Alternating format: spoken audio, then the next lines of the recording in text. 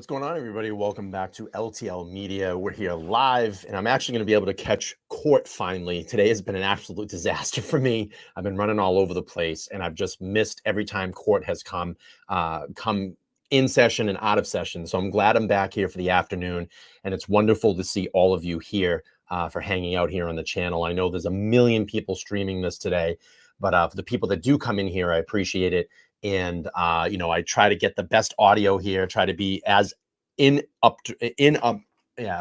not interrupting. I'll get this down, not interrupting as best as I can, so you all can hear the testimony, because I'm very interested in it as well. Let me go to the chat really quick and just see who's in here as things are filling in. Patrick's over here. He says, are they done for the day? No, my understanding is that they will go until, I believe, 4 o'clock today. So we'll have another 2 hours of testimony, possibly till 5. I haven't straightened all of the time out. Veronica's in the room. Nice to see you, Veronica. Thanks for being here. We have Carla over here hanging out. Thank you so much. What the Fox is in the room. He says, hey, Brian, everyone. Nice to see you. If you haven't seen my video from earlier, I was out in front of the courthouse earlier today. Unfortunately, I didn't get Karen walking in, but it was nice to go out there and spend time with Tom CPU and catch up with him and catch up with all the Free Karen Read supporters. So that was really great.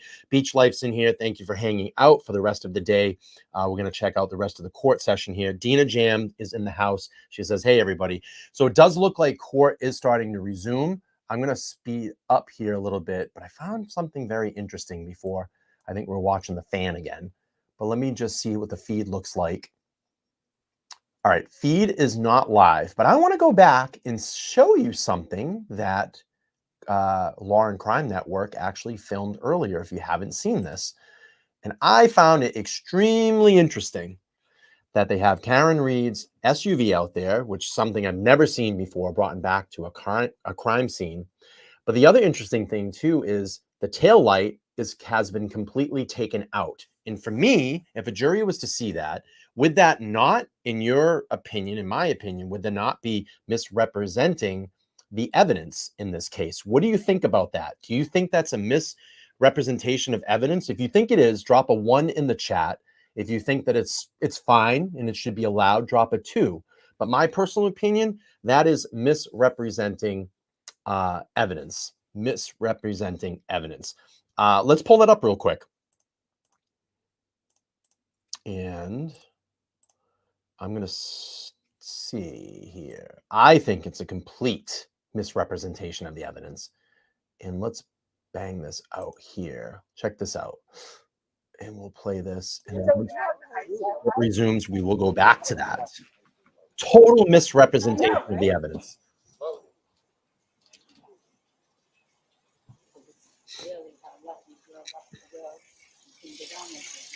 So this is recorded from earlier.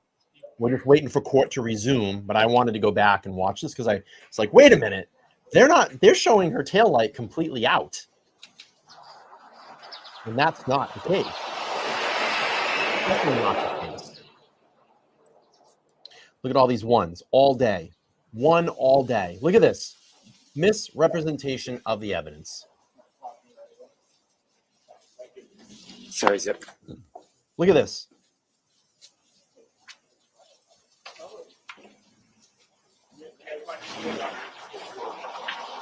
Yeah, sorry.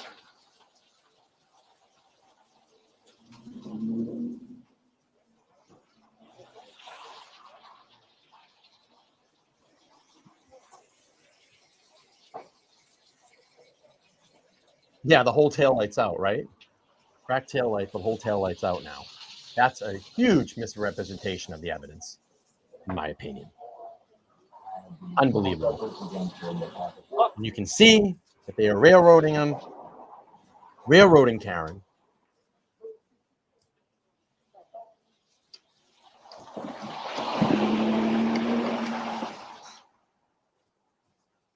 They shouldn't even have her SUV out there. Why does it need to be there? I've never seen that in a case. But here's the problem, Jay Tizzo. This is the issue with it. The jury is seeing it this way. So in their mind, in my opinion, that's how they are determining this evidence. They're not seeing it in the tested, the way that it was before it was tested. So the jury is just seeing this taillight broken out. Now you're looking at it and going, oh my God, maybe she did hit him. Maybe, I mean, if the taillight's completely out and we're seeing it that way, and that's not how it was, but the jury is seeing it that way, that may change their mind. This is a huge tactic by the Commonwealth because Adam Lally knows he has no case. So what are we going to do? We're going to march the jury over there. We're going to allow them to see where this crime scene was. We're going to pull Karen's SUV up in front. Well, the tail light is out. It's been removed. The jury doesn't know. So they're going to see this for the first time. And that's going to be their representation of the evidence now, because they haven't seen it in the pre-tested form of the light. So now the tail light's out. You've now changed the mind. This is the first time that they're getting to see this tail light. They haven't seen any of the exhibits of her tail light before. So you've now made a determination here. You've put an impression in that jury's mind. That's how that tail light looked. And they're going to go, well, yeah, I mean, of course it would cause all those injuries. She knocked the damn tail light out when she hit him. So again, we're just waiting for court to resume, but I'm going to keep playing this. I want to see what they had here from earlier.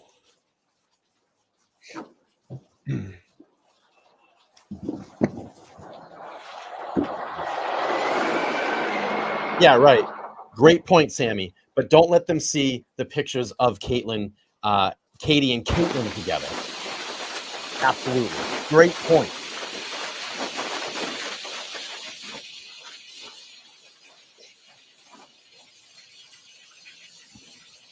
When court resumes, I'll pull up that stream.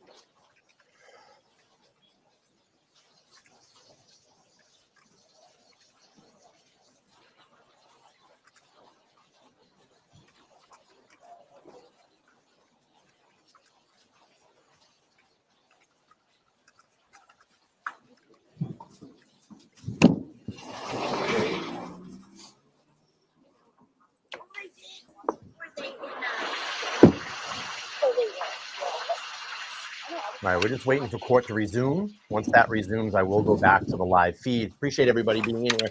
We're watching this jury footage from recorded earlier.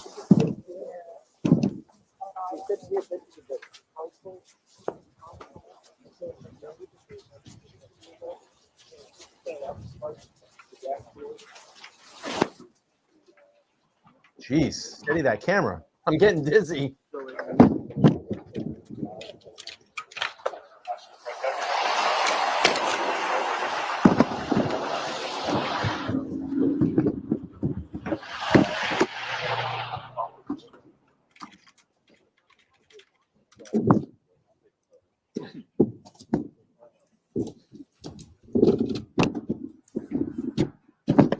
All right, welcome in, everybody.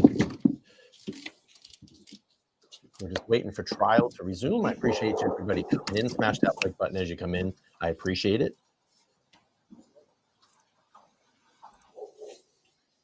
Curious, you know.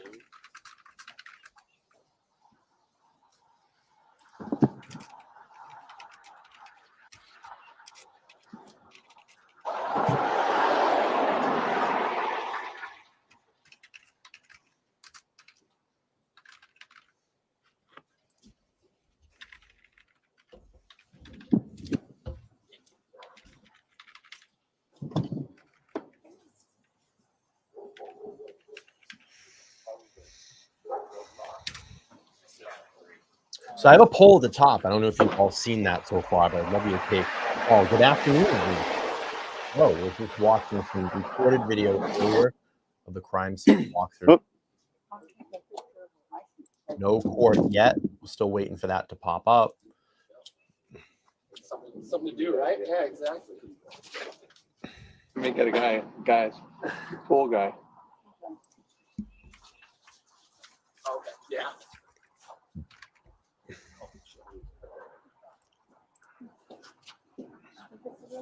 I did push on this out.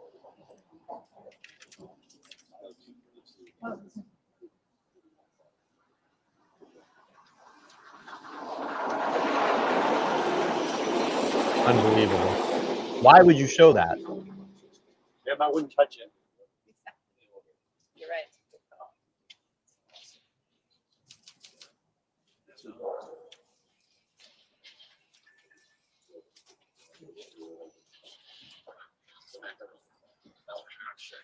There's no way. There's no way. Ray says exactly. The spot Ryan Nagel testified, the scene camera reading with hands at 10 and 2, no John inside or outside the vehicle. So where would that put John? That would put John inside the house. And you saw today. Yeah, that's my I'm just going to knock the sound down here. And you saw today on the stand, McLaughlin saying that she didn't know Caitlin Albert. Katie McLaughlin saying that she didn't know Katie Albert. I think we're going back to court here. All right, court is back in session. We'll get the live feed up. Appreciate everybody being here.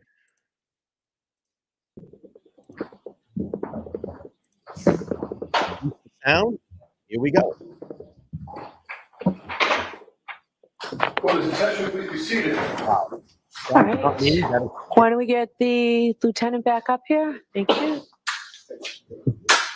That is the court feed. That is not me. And sir, I remind you, you're still under oath. Okay.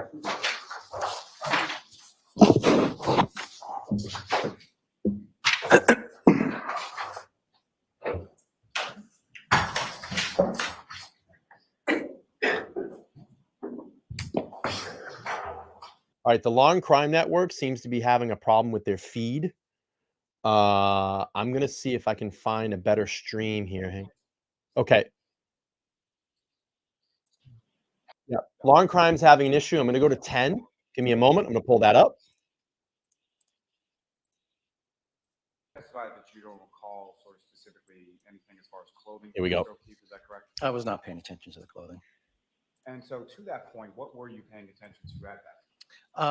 Primarily, the big issue was doing the CCR, then to CPR.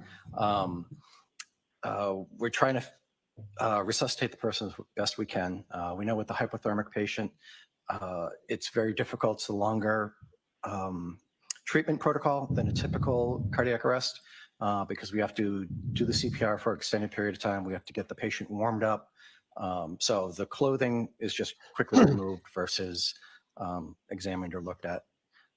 And the focus was on getting compressions done. Someone was trying to intubate, getting a line started. So that's what we're mainly focused on. As far as treatment is concerned, what, if any, sort of interplay or intersection is there between a cardiac arrest and a hypothermic patient? When someone's hypothermic and in a cardiac arrest, we can't declare them dead or passed on until they've been warmed up. A lot of times with hypothermic patients, they can appear to be dead when they're still actually alive. So there has been instances where people have woken up in morgues that were hypothermic when their body warmed up a little bit. So we have to be very cautious, very careful about, treating them as much as we can, as careful as we can. We can't shake them too much, can't move them too much. So it's getting the blood circulating and then starting ventilating after a few minutes. Back to the CCR, the chest compression. Yep. We're talking about. What, if any, sort of based on your training and experience, what, if any, sort of protocols are? Well, let me ask you this: were you doing chest compressions throughout the entirety of this interaction with the patient? No, chest compressions, most people do them about 2 minutes. After 2 minutes, it's very tiring to do chest compressions, so we swap off every few minutes. So a different person will come in and do the compressions. They'll do it for a little while, go into a different task. Someone else will come in and do compressions. Is that sort of the protocol that you followed in this instance? Yes. Yes, we were rotating her person doing compressions. And the ambulance at some point leaves the scene and goes to a hospital, is that correct? Correct. And do you know what hospital? Mr. Good Samaritan Medical Center. If you could just wait. Yeah. Sorry, I'm sorry. Questions. Yeah, a Good Samaritan Medical Center. And did you go along for that ambulance ride? No, I did not. And where did you go? So as the lieutenant on the engine, I stayed with the engine. I detailed my 2 other engine personnel to the ambulance. So they went with the 2 engine personnel, the 2 regular people on the ambulance, as well as an additional person. Timmy Nuttall was the extra person for that one. And so you take the engine and go with it. I went back to the station. And at some point shortly after that, are you called back to the roadway at Fairview Road? Yes. And same general area of Fairview Road? Yes, same address. And how is it that you get from the station back to Fairview? So we had struck a box to cover the personnel that we had detailed. That means we send out a page looking for additional people to come in. We had Sam Pock come in. So he was my engine driver, and I was in the lieutenant's seat. We responded back in engine 4. And the ambulance that had been there on Fairview Road with you previously was at Good Samaritan? Yes.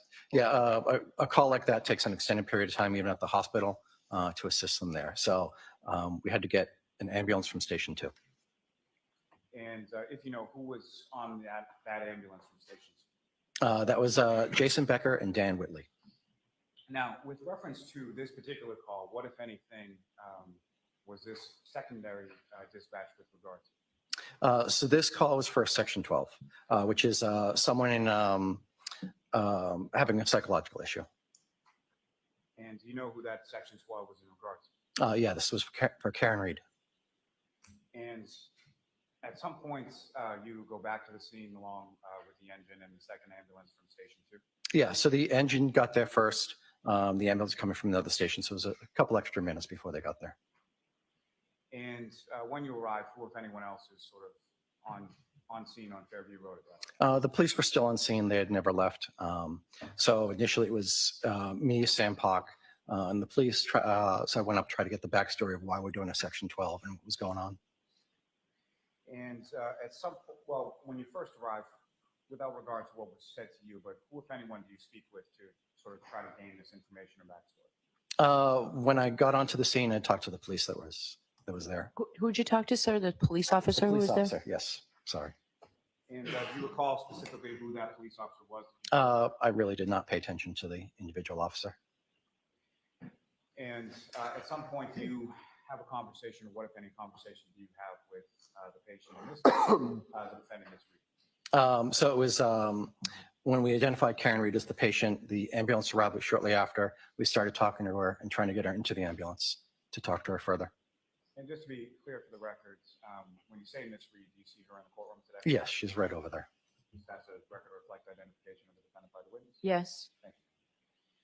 Now, with respect to the defendant, Ms. Reed, where is she sort of when you first make contact with her on scene when you come back? In the general vicinity of where the police cars are. And what is sort of the purpose of the visual conversation that you're having with Ms. Reed? For a Section 12, that's when someone's made threats to them, harm themselves or others. So I just had to judge her mental ability at the time, and if she was a threat to us, and how much of a threat she was to herself. So just a quick evaluation, see how her behavior was. And what, if any, observations did you make of her during your quick conversation? She appeared very distraught, very upset. Initially just trying to explain the situation to her about going to the hospital with the Section 12, and she was resistant to that. And so when you say she was resistant to that, what, if anything, did she say or do to? She did not want to go. Hold on. You cannot talk over each other, and the objection's overruled. Yeah. Okay. Please go ahead. So what was the question again, please? Yeah. So what, if anything, when you say she was resistant, what, if anything, did she communicate to you or observations did you make in regards to that? She did not want to go to the hospital, and she didn't think she needed any assistance. And what, if anything, are you sort of, you mentioned you were explaining sort of the process to her. What, if anything, are you saying in that explanation? Well, once a Section 12 gets written, it's written by the police. Once it's written, we are required to transport to the hospital. Section 12 means that they believe you're a threat to yourself or others. So you have to get evaluated at the hospital by the hospital staff there to see how mentally stable you are. Now, at this time of this conversation, what, if anything, did you know as far as the relationship between Ms. Reed and the or engaged or what their status was, but I knew she was the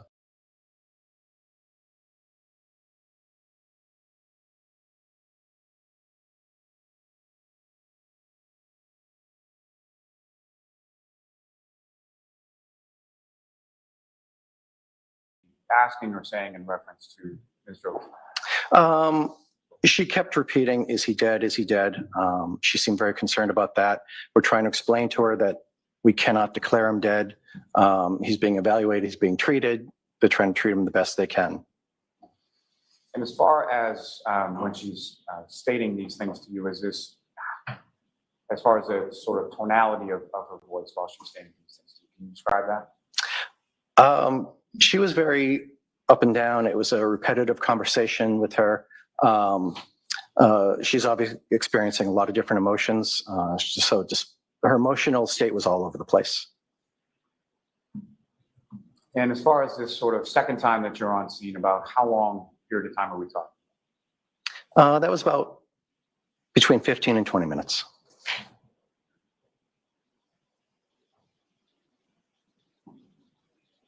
And as far as your conversation with Ms. Reed, where did she go?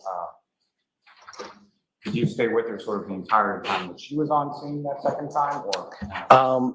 Because she was resistant, we were trying to get her to voluntarily go.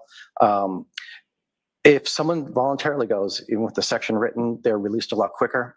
So we're trying to convince her to go, be willing to go with us versus being forced. If at some point we have to actually force her to go against her will, then it's going to be a much longer hospital stay. So our main goal with staying on the scene so long was to try to get her willingly to go. Just makes her experience much better. And just to be clear, when you say we, who specifically are you? It was me, Dan Whitley, Jason Becker were the ones talking to her in the back of the ambulance. When you clear, so when you leave the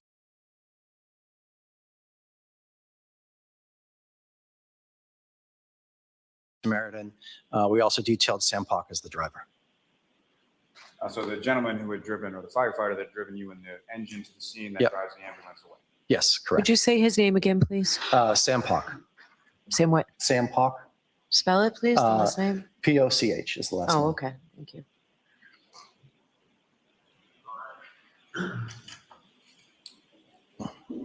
Thank you, sir. I have no further questions. Okay. Eddie? Thank you. Good afternoon, sir. Good afternoon. Mr. Woodbury, you and I have never met or spoken, correct? No. I know you had said you were nervous, so I'm going to try and make Okay. this fairly brief, Thank you. sir. I just have a couple of areas that I'd like to go Okay. through with. So your interaction with Karen Reed and what you actually heard from her mouth. Okay. That's sort of where I want to concentrate, as opposed to anything that anybody else may have said to you about what they believe she might have said. Okay? Okay.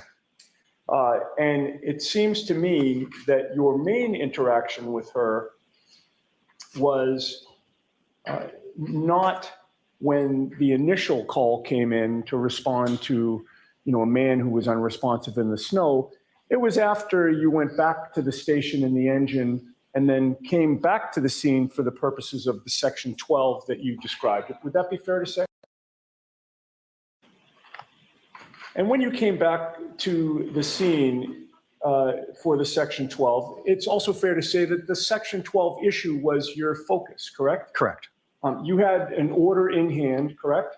The police had it and they gave it to us when we got there. Right. Okay. So you got an order in hand once you got there. Correct. All right. I'm going to stop this right now, and I'm going to point this out really, really quick. Really, really quick. Patrick, you're out of line. You don't ask those types of questions in my chat, specifically to my girlfriend, and that is wrong. And if you ever do that again, I will bounce you so quick from this chat, you won't even know who your name is. So do not ask those types of questions. Which is what you expected to happen, correct? Yes. And your focus at that point is, okay, and I don't want to be too, flip, but we can do this the easy way or the hard way. Is that a fair characterization? That is one way to put it. And you wanted to do it the easy way. Yes, correct. And you wanted to persuade Karen Reed that she should want to do it the easy way, correct? Yes. And after some conversation back and forth where she was initially resistant, she eventually agreed, yes, I'll do, not to put words in your mouth or hers, but to the effect of, yes, we'll do this the easy way, correct? Did get her to agree to transport. Yeah. And with regard to her state of mind, I believe you had testified that she appeared to be very distraught, Yes, correct. going through a lot of emotions, Yes. grief-stricken, Oh, that's one of them. Yes. hysterical at times, Yes. raising her voice at times, Yes. crying at times. I didn't see any actual tears, but That yeah, type of emotional display. All right. And so in terms of the only commentary that you heard with regard to her feelings or questions regarding John O'Keefe, it was the statements that you heard repetitively over and over and over again. Is he dead? Is he dead? Is he dead? Is he dead? That was some of the things she was saying. Yes. Your Honor, may we approach sidebar briefly? Okay. All right, court is at a sidebar right now. Yeah. That's out of line, Patrick. You don't ask those types of questions. But be nice. Be nice.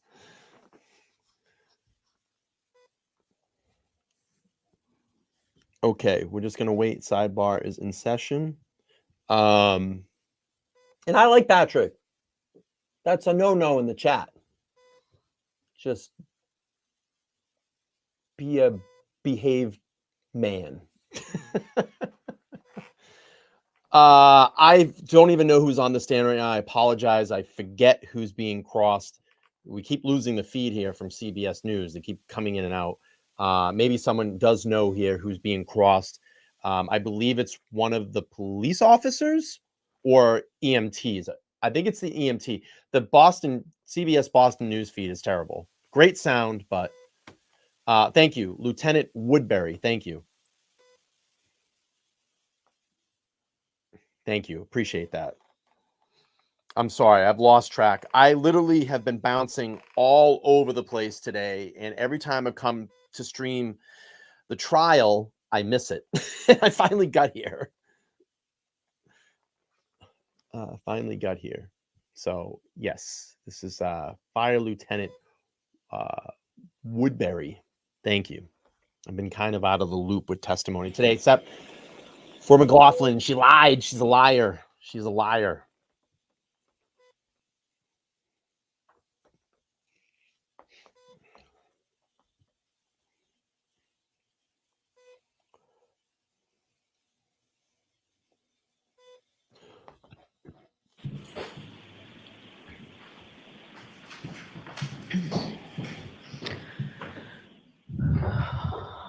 So I Lieutenant Woodbury. I think, Ms. Giannetti, I think you need the actual, Yes.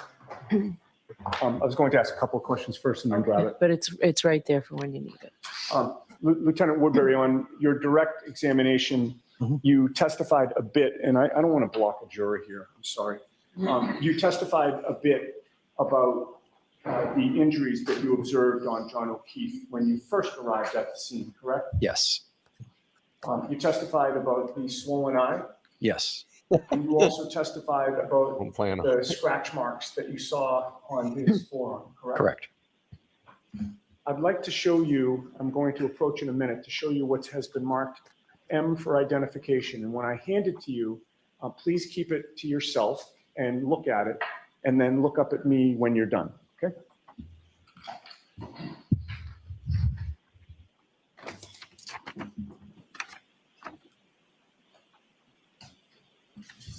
Having reviewed M for identification, do you recognize what that depicts? Yes. What does it depict? That is Mr. O'Keefe's right arm. All right. Does that photograph appear to be a fair and accurate representation of the scratch marks that you observed on January 29th of 2022, sir? Yes. I would offer that, Your Honor. Okay. That will be our next exhibit. And again, we'll have to maybe renumber. Counsel, before you leave today, we have to figure out how to keep everything straight. Understood.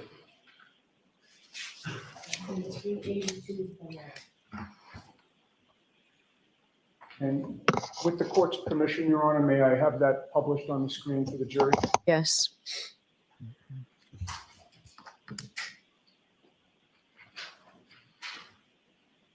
Now, on direct examination, Lieutenant, hang on. Let me just have a moment. All right, there is going to be a trigger warning here. Good point.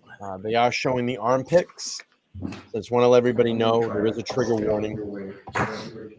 With regard to This is testimony. the injuries that you described on direct examination, Lieutenant, I believe you would mainly concentrate. I'm sorry, I need to, please take this down for a minute. I need to counsel it.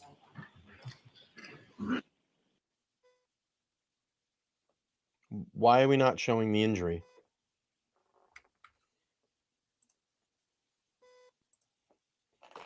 Yeah, this is going to get graphic. So if anybody can't handle this type of photos or this type of material during a trial, I understand. You might have to duck out. You might have to turn away. Completely fine. It is going to get a little bit graphic here. It's I have a hard time looking at this stuff too, especially knowing what we know in this case. But we're at sidebar again. Caitlin frustrated. She says, "Oh, come on, Bev. You just allowed it. Why are you calling them back?" Anne Marie seems like she's upset as well. Clearly marks from a Lexus. That's what Double is saying. I think she's being sarcastic.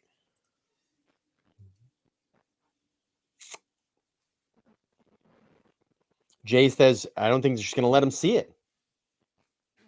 They need to see it. They need to know. They need to know the evidence. Like we saw today, the jury gets brought up to Fairview with Karen Reed's SUV. The taillight is completely out of the SUV, out of her SUV today. And that is the first look at how a jury saw that SUV and saw that taillight. That is going to burn an interpretation in their mind, even though they will see the taillight later on. All right, we're back. Terrible audio feed again. Audio is out. See if I can find another feed, see what's going on. Appreciate everybody being here. Let's see. Lauren Crime. Same thing on Lauren Crime. All right, we're going to wait here. So again, the jury goes to 34 Fairview to observe the crime scene today. Karen Reed's SUV is there. The taillight is completely taken out.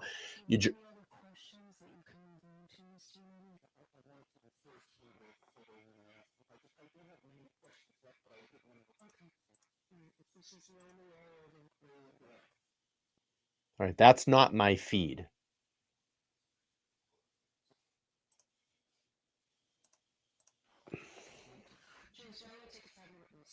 So they are in a 5-minute recess. God, the feed is terrible. It's almost like they're doing this on purpose.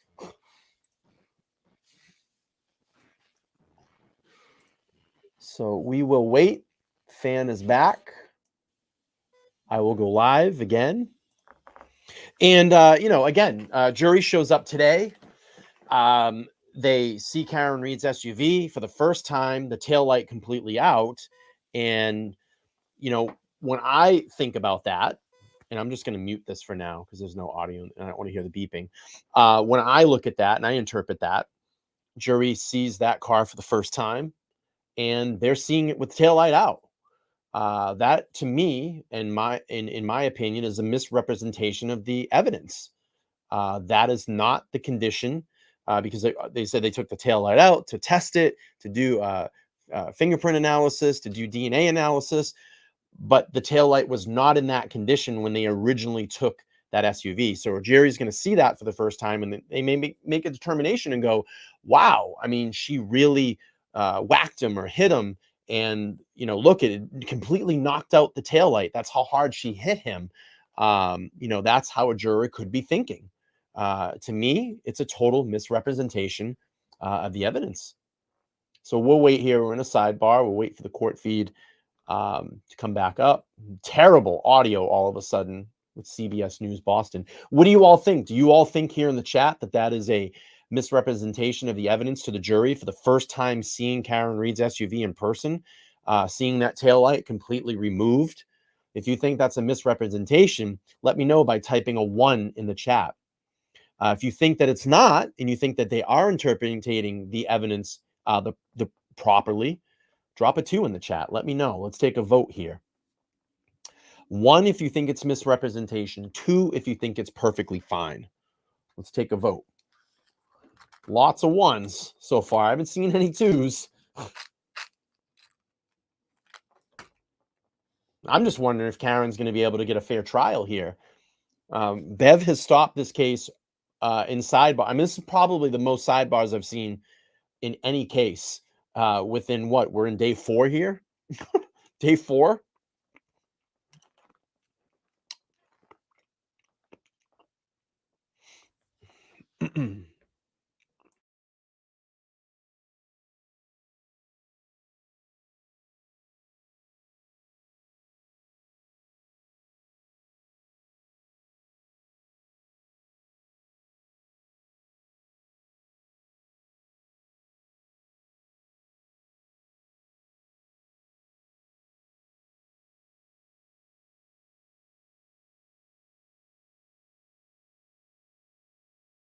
Yes, Rita is in court. She's present today. I actually saw her outside the courthouse before she went in and said hi to her. So she is there today.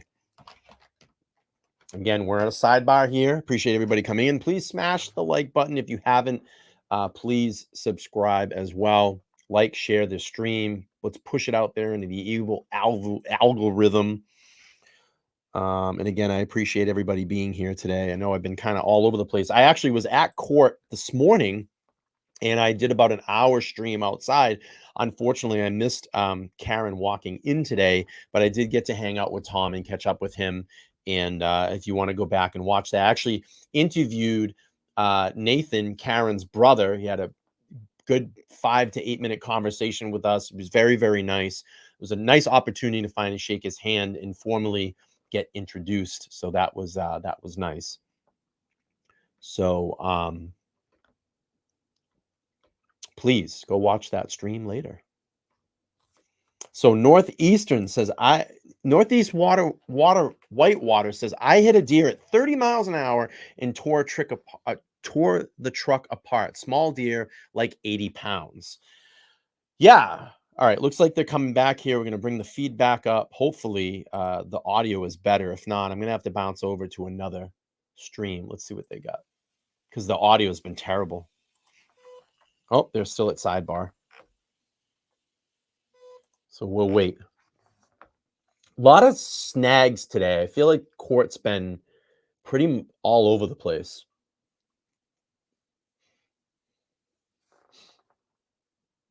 So KC type says, I hope seeing Karen's car in the scene was eye-opening for the jury. Hopefully they're thinking there's no way this car caused those injuries. Yeah, that's a great point. But it just scares me a little bit seeing it with that taillight completely out. That scares me a little bit because it's not it's not a representation of the evidence. That taillight did not look like that. They completely removed it. I mean, I hope that they told them that this is not how the taillight looked.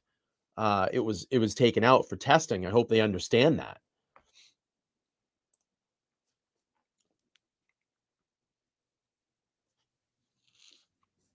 Why do I think they parked Karen's car in that direction?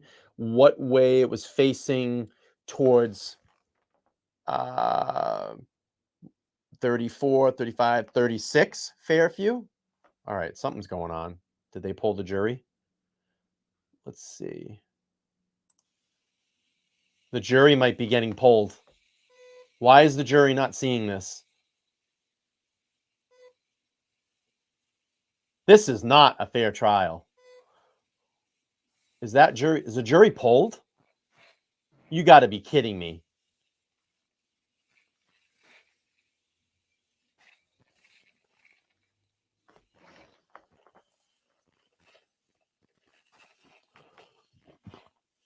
I mean, if you don't see what's going on in this case, ladies and gentlemen, I mean, I don't know. This has been such a railroad. This court is in session. Please be seated. Why would you not show that to the So, jury? jurors, I can assure you that by Monday, I mean, we're in really good shape. It's an organizational situation that I have to deal with. So we've been dealing with that. We appreciate your patience, and we are in good shape. And Ms. Dianetti, if you need the exhibit, it's here. Terrific. May I have it published again on the camera? Yes. Okay, there's going to be a trigger warning here, please. If this bothers you, just Now, please turn away. Lieutenant, with regard to the injuries that you observed, And they may not show it. did you notice any lividity on the body when you were looking at John O'Keefe? Being hypothermic, he was very pale overall. So the skin wasn't pinked up yet. So it's hard to really judge the rest of the skin that way until it's warmed up and much later into the scene. You are familiar with the term Yep. lividity, though? Yes. Could you just explain that for the jury? That's like bruising. Bruce. So the pooling of blood in lower sections. So for like a cardiac arrest patient, when they have lividity, it looks like bruising on the underside where all the blood has pooled. And we did not really notice that. But it's not actually bruising from an injury. It's just the blood being It's settling down. It's the same thing, yes. One at a time, please. Yep, sorry. So it appears like bruising, and bruising is basically pooling of blood under the skin. So lividity is just gravity-fed pooling of blood under the skin. And it usually happens what is the section of the body that is lowest. I see. Okay. Now, with regard to the scratches that you've testified about and that you now observe on Exhibit 382, I believe, and you'll correct me if I'm wrong, but I believe your testimony on direct examination was that you observed them in the forearm area, correct? It was the right, like forearm to arm. I was trying to signal like right up here, but yeah. Oh, okay. All right. Yeah. I guess that's my. Yeah. It wasn't just on the. Not just, it was the arm area. You know, mostly what I noticed was the forearm, but there was some around there.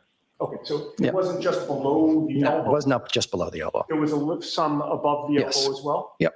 That's consistent with Exhibit 382? Correct. Jury's in the room. Yes. No further questions. Delali, anything further? No, Your Honor. All right, Lieutenant, thank you very much. So Yeah, you're all thank set.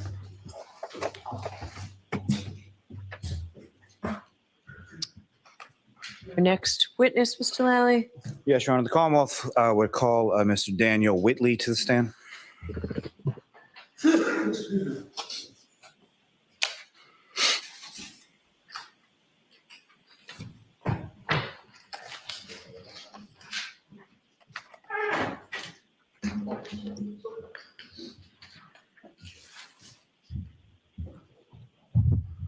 Watch your step.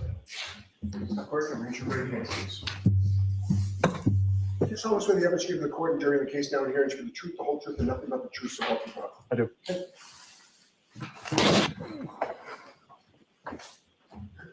Good afternoon, sir. Good afternoon. Whenever you're ready, Mr. Lally. Thank you, Your Honor. Good afternoon, sir. Good afternoon. Could you please state your name and spell your last name for the jury? Daniel Whitley, Whitley. And what do you do for work, sir? I'm a paramedic firefighter with the Town of Canton Fire Department. And how long have you been a member of the Canton Fire? I was hired in March of '06. And prior to that work with the Canton Fire Department, did you work within that same field in any other capacity or for any other company? Yes, correct. I worked for American Medical Response out of Brockton as an EMT intermediate and a paramedic for 5 years. And you're a certified paramedic, is that correct? Correct. And how long have you held that certification? It was, I believe, November of 2006 that I got that certification. And is there any sort of continuing educational component or recertification process that's involved with being a certified paramedic? Yes, we recertify every 2 years. We're required to hold basic life support card, which is just generally CPR, and advanced cardiac life support, which is ACLS. It's more dealing with EKGs and how to run resuscitations, cardiac arrests, things of that nature. Now, sir, if I could turn your attention to January 28th into January 29th, 2022, were you working with the Canton Fire Department on those dates? Yes. What kind of shift were you working in? 24-hour shift, 8 a.m. to 8 a.m. And where were you assigned on that particular date? The Ponkbog Station, Station 2. The Ponkabog Station, where is that located within Canton? The north side of town on Southmont Street. And how were you assigned to a specific duty or a specific? Yes, I was assigned to Ambulance 2 with Jason Becker. As I was a field training officer at that point, and he was just finishing up his field training after he recently became certified as a paramedic. And now, at some point shortly after 6 a.m., were you aware of a call or dispatch in regard to Station House 1? Yes, we had just returned from a previous call about 5 a.m. and heard the tones go off. Actually, we were in the day room, which is where it's the living room of a fire station. And we heard the tones go off. We heard the police going to Fairview Road. And we just kind of sat and were wondering what was going on there. Now, you yourself, you and Firefighter Becker, were you dispatched to a call as well, approximately 6:41 or 6:42 a.m.? Yes. And at the time that you received that dispatch, what, if anything, were you aware of with regard to the prior call that the other ambulance went?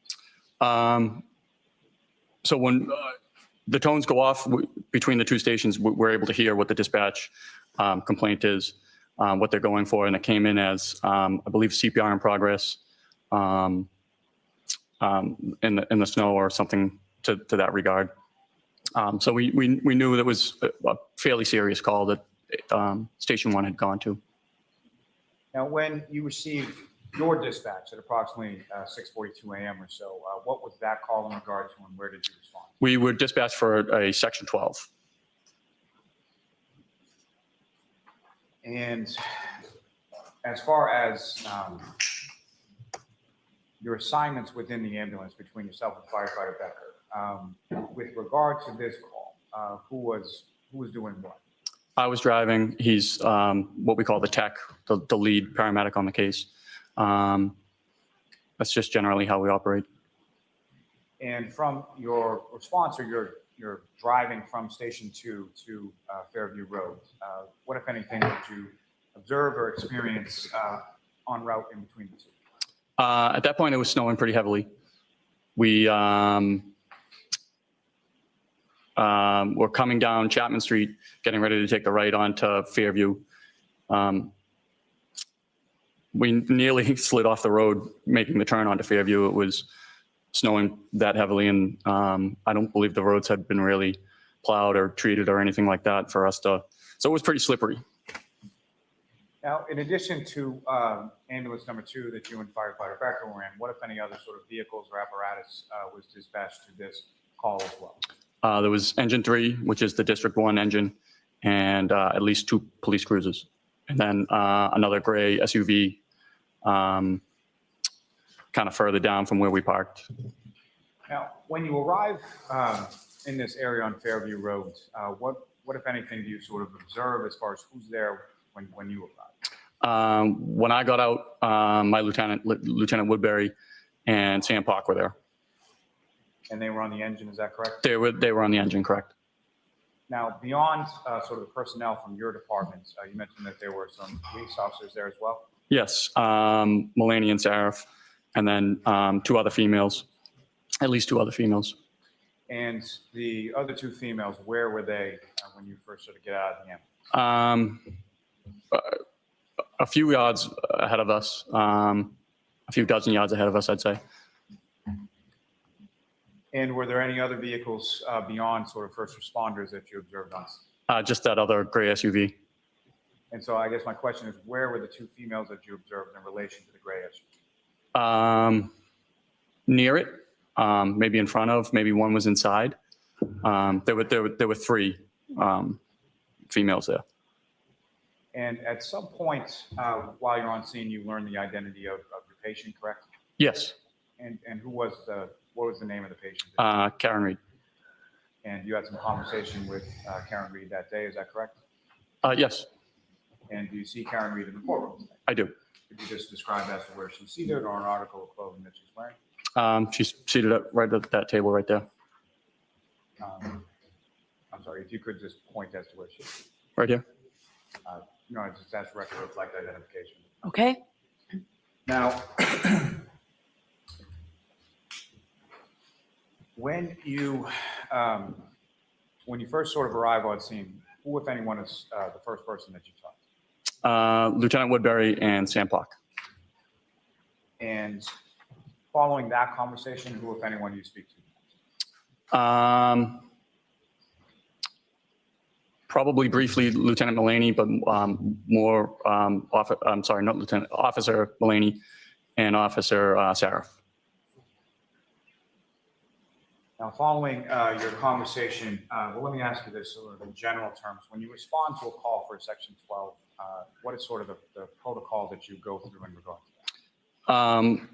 Whether it's a Section 12 or any call, basically, the lead tech generally takes over immediate patient care, goes over, assesses. Usually the partner will go over and try and find out background details, try and find not only, well, especially for a Section 12, you want to get, the tech will get, which is Jason's role, the patient story, and then I'll get everyone else's story. And at some point, you have a conversation with Ms. Reed as well. Oh, yes. And where is that in relation to vehicles on scene? So what is that initial conversation? The initial conversation, she was very upset. She kept saying, so we had a Section 12 written, and that was to take her to the hospital because she made threats against her life, saying, I don't want to live anymore. If my husband dies, I don't want to be alive anymore. And myself and Jason and Lieutenant Woodbury were kind of like, well, that's seemingly more in the lines of normal grieving process after something traumatic happens to a loved one, whether they're going to die or not. We kind of didn't feel like it kind of led to that level of a Section 12 to have her transported to the hospital. So at that point, I exited the ambulance and I went to speak with Officer Saraf, and I said, this kind of doesn't, if we want her to be at the hospital, get a full eval, we're going to need more than just, if my husband dies, I want to die, because that seems just like normal grieving things to say. And so I went back to the ambulance. He went, I don't know where he went. I don't know whether it was cruiser or what, but he came back, notified me that her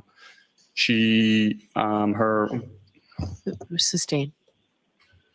And from that conversation, did you receive more information or more clarity as to statements that Ms. Reed had made? Yes, Officer Saraf had said that. Objection. So not what he said, sir. So We You were are informed unmuted. that, Objection. I'm not sure. So you can't testify to what somebody else told you. You can when there's no objection regarding what Ms. Reed told you, Okay. but you can't testify what anybody else told you. Okay. So when I say sustain, that means you have to stop. And, Okay. And the lawyer will ask another question. Okay. Okay. Thank you. Thank you, Your Honor. So, Firefighter Whitley, at some point, specific to your conversations with the defendant, you described sort of her demeanor, any observations you made in relation to that as you were speaking. yes, she was very upset. She kept asking if there was any chance. She kept asking us if we knew if the person ambulance 1 had transported was alive or dead, and we could not speak to that. She asked if somebody could be alive in the snow without a jacket for many hours. And at that point, we were just trying to give her any hope that whomever A1 transported was still alive. And we kind of just talked about far off hypothermia cases where, kids have fallen in rivers and been submerged for many minutes, maybe even hours, and survived with no neurological deficits. So we were just trying to give her some sort of hope on the way to the hospital that there was a chance that her husband could be alive. Now, at this point, what, if anything, did you know about sort of the relationship between your patient, the defendant, Ms. Reed, and the patient from ambulance 1 that had been transported previously? She identified him as her husband. And is that something that she said once or more than once? Many, many times.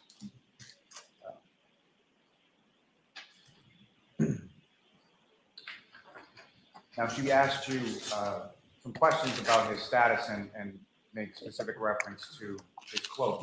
These people are very nervous. They're all very nervous. The only thing I recall is a lot of water drinking. Asking if he could have survived without a jacket.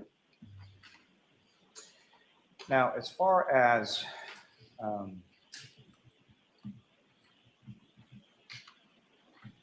these conversations that you had with Ms. Reed, where did they occur in relation to the ambulance? They were in the back of the ambulance. And who, if anyone, was present in the back of the ambulance beyond yourself and the defendant? Jason Becker. And with reference to, you mentioned that Firefighter Becker was sort of the lead paramedic or the lead tech on this, is that correct? Yes. So is there, from sort of his role and your role, what are some of the sort of differences in the duties and responsibilities in relation, we'll call it? So for any Section 12, our department policy is there will be 2 EMTs, paramedics, firefighters with during transport at all times. That's both for our safety and the patient safety. So that's why it wasn't just 2 EMTs or paramedics driving to the hospital.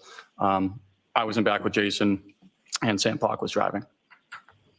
Now, as far as you testified earlier about observations of her being upset or distraught, is that correct? Correct.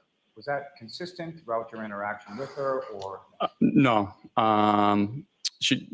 There would be episodes where she would go from crying in her hands to all of a sudden perking up. She was crying about having to take care of kids, saying she couldn't do it. And well, I'm telling you, this saying, testimony, in my opinion, is helping the defense right now. Absolutely 100% helping. You can do this. It's not as hard as it seems. She kept saying, I can't take care of these kids. They're not my kids, and they're not his kids. Well, why would you want John That's dead? when I figured out who ambulance 1 transported. You're saying that type of stuff. He's helping the defense. And I was saying, well, it seems like you have a good, strong support system. People who came and helped you in a blizzard to help come find your husband. She said, she asked me if I knew Kerry Roberts. I said I did. She said anybody who knows Kerry Roberts wouldn't say those things. And that kind of took me aback a bit.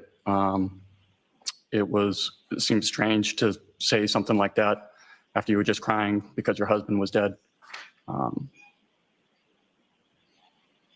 Take you back just within. I was just kind of surprised. If I could take you back within that just for a minute. So you had testified that during that, her description, you sort of realized who was the patient in ambulance 1, is that correct? Yes. And what, if anything, made you realize, or who did you think it was? I live in and grew up in the Ponquag neighborhood of Canton, and Mr. O'Keefe was known for taking on his niece and nephew after, I'm sorry, I'm not sure positive of the relationship, but I believe it was his sister and his brother-in-law passed away. And it was something people admired him for, people looked up to him for. But I was able to, I also, I moved into the Ponquag neighborhood back after living outside of Canton for a few years. The O'Keefes lived diagonally across from me. I never had any sort of interaction with him or anything. When I moved in, my wife was probably about 6 months pregnant, and I had 2 toddlers, so I was pretty busy. I figured he was pretty busy. I never even had a chance to introduce myself or anything before he moved to Meadows, which is how I kind of figured out. Your Honor, I object to this line of questioning. Okay, next, sustain. Next question. Now, you had also mentioned during your conversation with the defendant that she had said some things about Kerry Roberts, correct? Correct. And how is it that you know Kerry Roberts? Well, Kerry lives around the corner from me. Objection. No, I'll allow that. Next question, please. How long have you known Kerry Roberts? Just from moving back into the neighborhood, she would run the neighborhood block party, and she put out that she would like the fire truck there on the neighborhood Facebook page. So I volunteered to bring the fire truck to the neighborhood block party. And was Ms. Roberts seen on Fairview when you arrived in your ambulance? Yes. So she was one of the other females along with the defendant? Correct. Now, with reference to when you brought up as far as support system, and included Ms. Roberts within that, what, if anything, did the defendant say about Ms. Roberts? Objection. Sustain. Next question, please.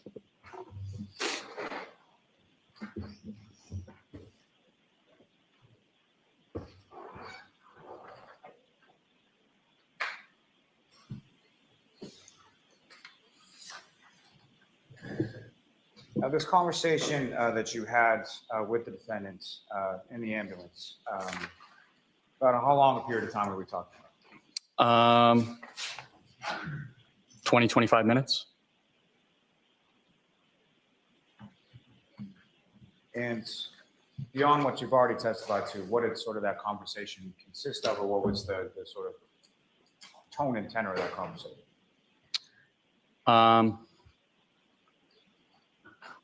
Again, we were just trying to give her any support. She was, once we were getting closer to the hospital, we Objection.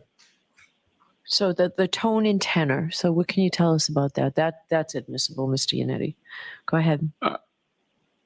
The tone, she would go from being almost despondent.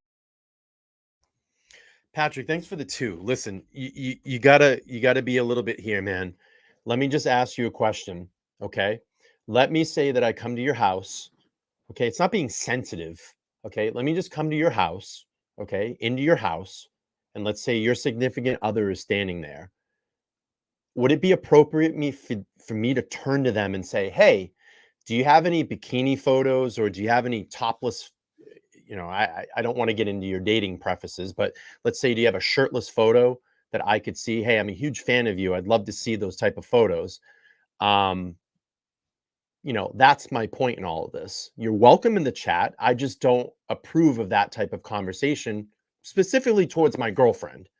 So I appreciate it. Thank you for the $1.99. I'm not being sensitive, but do you think that's appropriate as an adult to come in and say that type of thing to someone that their girlfriend's in the chat, specifically asking them questions like that? So if I was to turn that around on you and say, I walk into your house and I ask you that question, would you think that's appropriate? I don't want to stop the testimony anymore. This is very important. And this is not what we're here about today. If this is not the stream for you to watch, it's fine. You can leave. But if you want to hang out, you're welcome to be here. So let's continue with the testimony. To when she asked me if I knew Carrie Roberts, the only tone I can use to describe it is snarky. Objection. Move to strike. I'll strike that.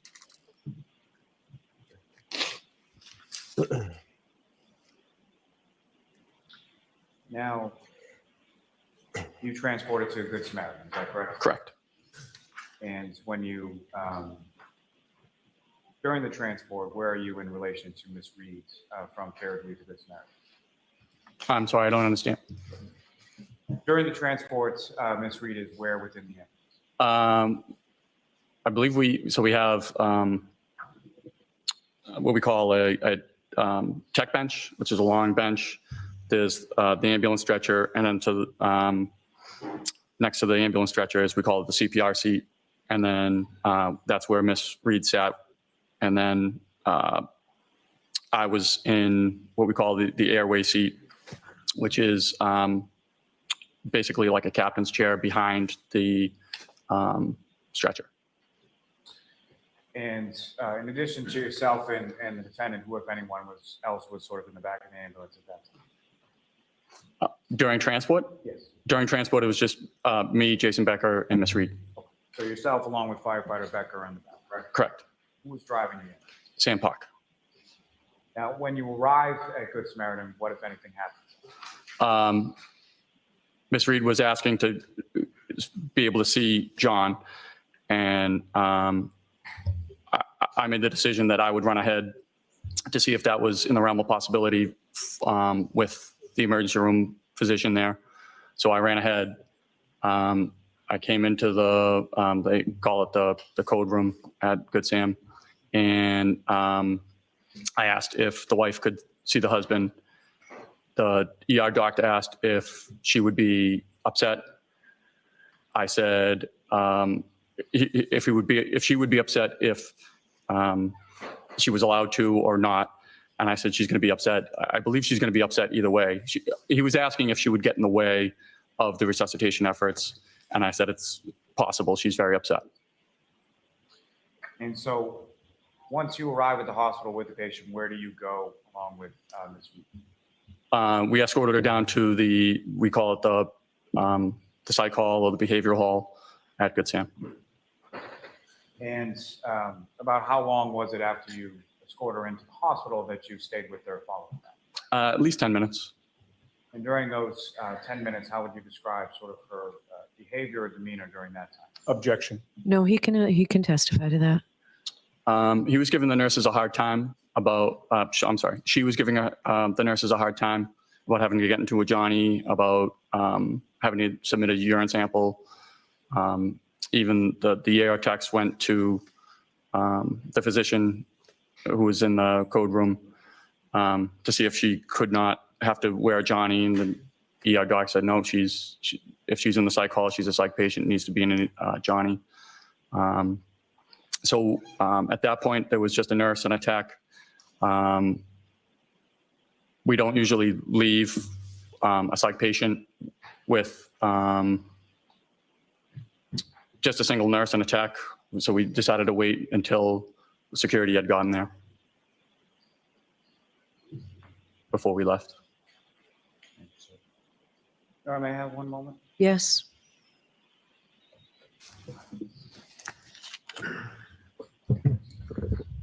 You nervous Nelly.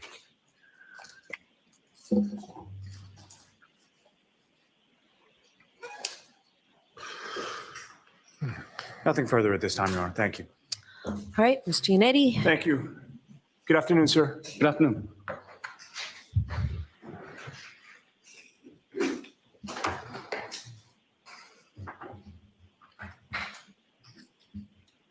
So, Mr. Whitley, when you showed up, you learned that Karen Reed was the patient that you were to deal with, correct? Correct. And it was your expectation that she would be going to the hospital, correct? Correct. One of the things that you do when you transport somebody to the hospital is you try to get a medical history, correct? Yep. Why is that important? Generally, we get pertinent medical history to pass on to the hospital.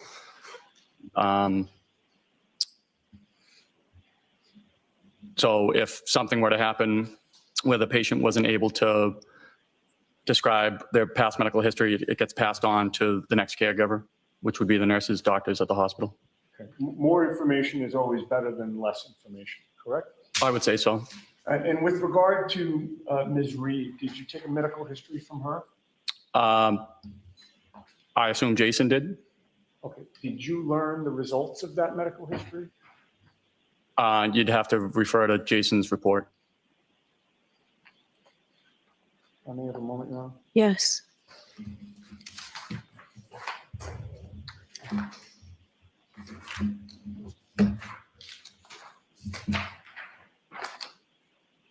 May I approach? Yes. Mr. Whitley, if I, Karen passing documents. Did you see that?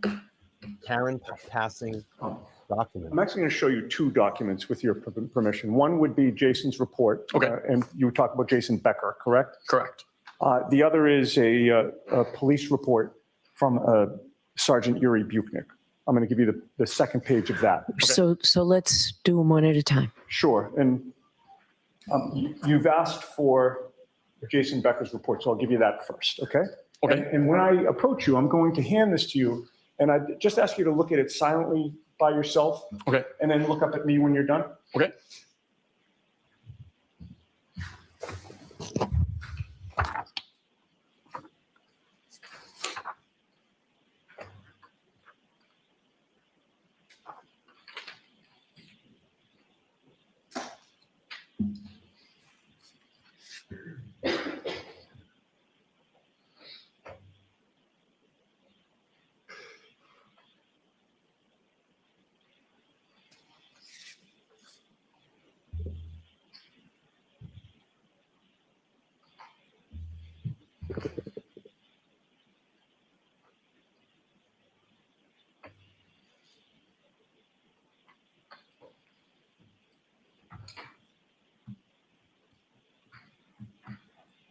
This guy's like, what am I going to say now? He's thinking his head, what am I going to say? Collect that for you if you don't Yeah. mind. He is. The first report was the NFIRS report from my lieutenant. Was Jason Becker's report included in it Yes. as well? Yep. Having reviewed those documents, does that refresh your memory as to the medical history that was taken? Yes. And what can you tell us about that? Just lists multiple sclerosis. What is multiple sclerosis? I believe it's a neurodegenerative disease where the myelin sheathing of the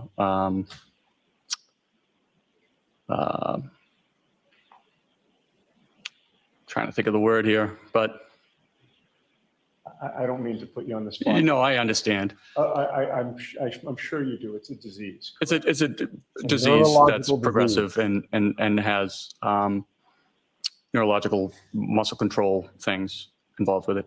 And when you say progressive, that means it gets worse over time as you age? As I understand it. And that was the medical history you got from Karen Lee? Correct. I have nothing further. All right. So, sir, you are all set. Thank you, Mr. Whitley. Your next witness, Mr. Lally? Yes, Your Honor. We'll call Mr. Jason Becker to the stand.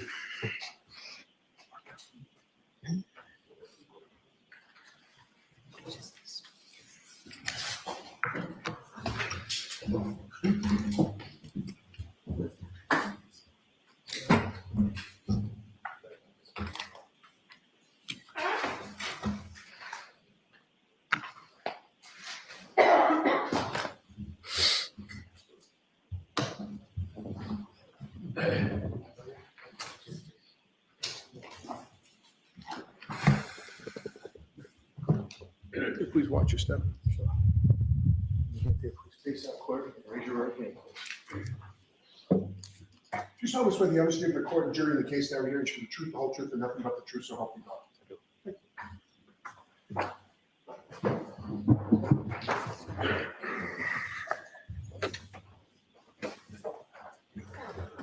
Okay, whenever you're ready, Mr. Lally. Thank you.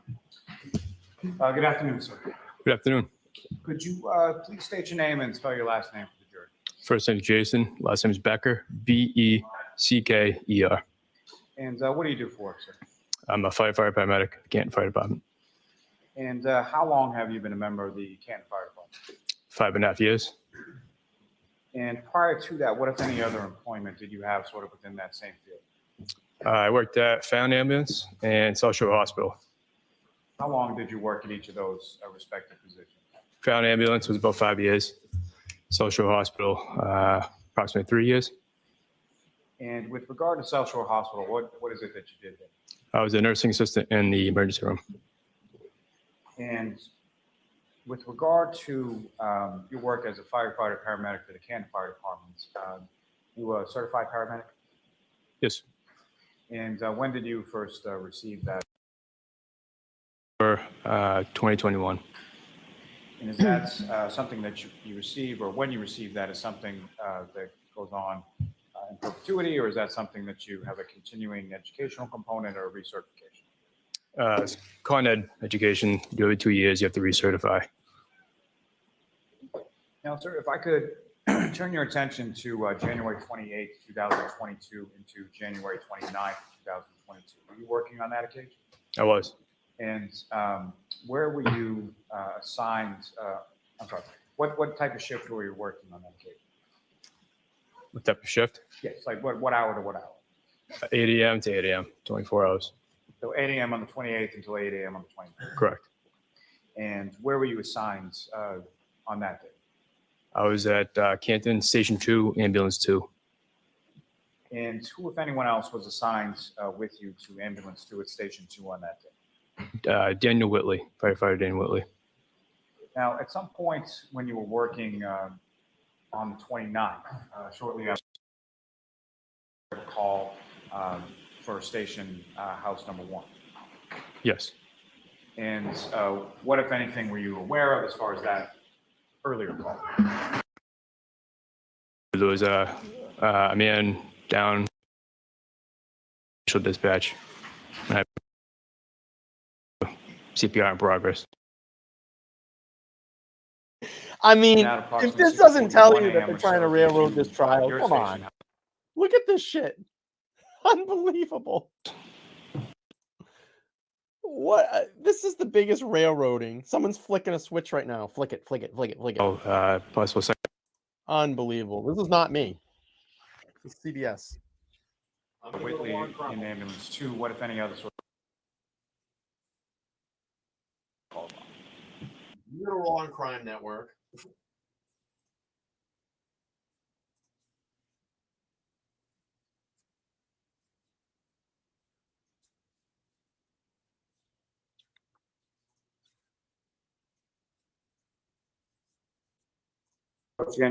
Yes. I want to seek to introduce and admit as the next. So both reports through this witness? Is there any objection? May I just take a look at the DA's copy?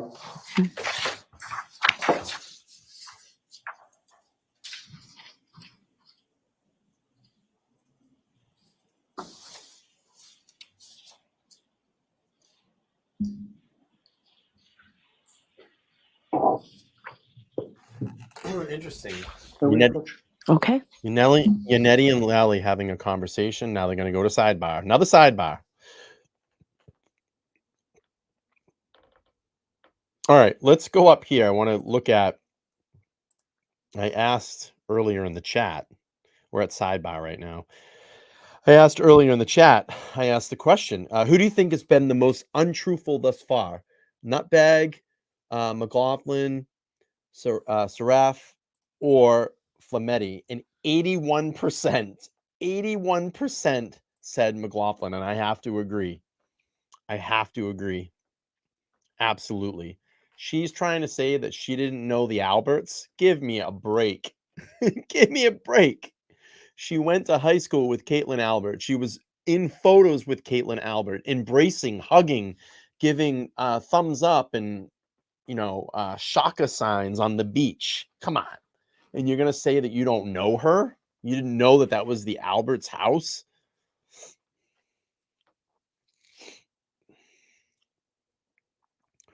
Who did you? Yeah. Oh, when he was whispering to Lally, I just read his lips. Unetti said, "You suck at life and in your job." Back to court testimony. Bev, another big sigh, of course. Bless you.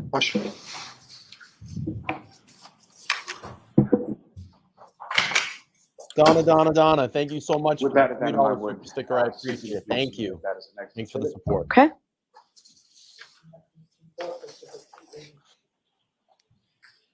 And Your Honor, with the court's permission, can I return the report to the witness? Yes. Testimony. That court reporter got a lot of talking into that thing all day long. Talking. That's a lot. Sir, when you first sort of arrive in the area of 34, when you arrive in the area of Fairview Road, what, if anything, is it that you first observe upon your arrival? Coming down the street or on scene? Yes, coming down. Coming down the street, see the live police lights. You can see the fire engine, and which I believe I said it's one black SUV. Patrick with the $4.99. Great coverage. And where is it that People. Thank you, Patrick. Appreciate you. you Thank and the ambulance were parked in Good reference stuff. Thank to you. those other vehicles that you saw? I believe we parked. If the SUV was facing towards us, we parked to the left. I don't recall where the police cruiser was, though. And when you first arrived there, who, if anyone, is it that you first speak with when you get there? When we got out of the ambulance, I passed Officer Saraf and Officer Mulaney. They kind of briefed us, and then I walked over to the black SUV. And when you walk over to the black SUV, who is it that you observe in that black SUV? I saw two females. And of those two females, do you see one of them in the courtroom today? I do. Could you just identify as to where she's seated or an article of clothing that she's wearing? Right over there, the jacket on. That's the record reflect identification of the defendant. Okay. Now, with respect to the defendant, Ms. Reed, where within the vehicle is she when you first come up to the vehicle on the foot? When I remember, she was in the front passenger seat. And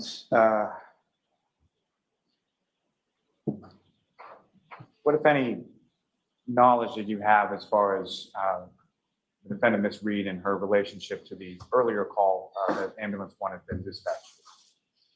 Very little. I think we had gotten briefed that she was the wife of the previous patient. And was that something that she had stated or something that somebody else had stated? Where does that awareness come I believe it was one of the Canton police officers that said it. I'm sorry, what was that answer? It was one of the Canton police officers. Okay.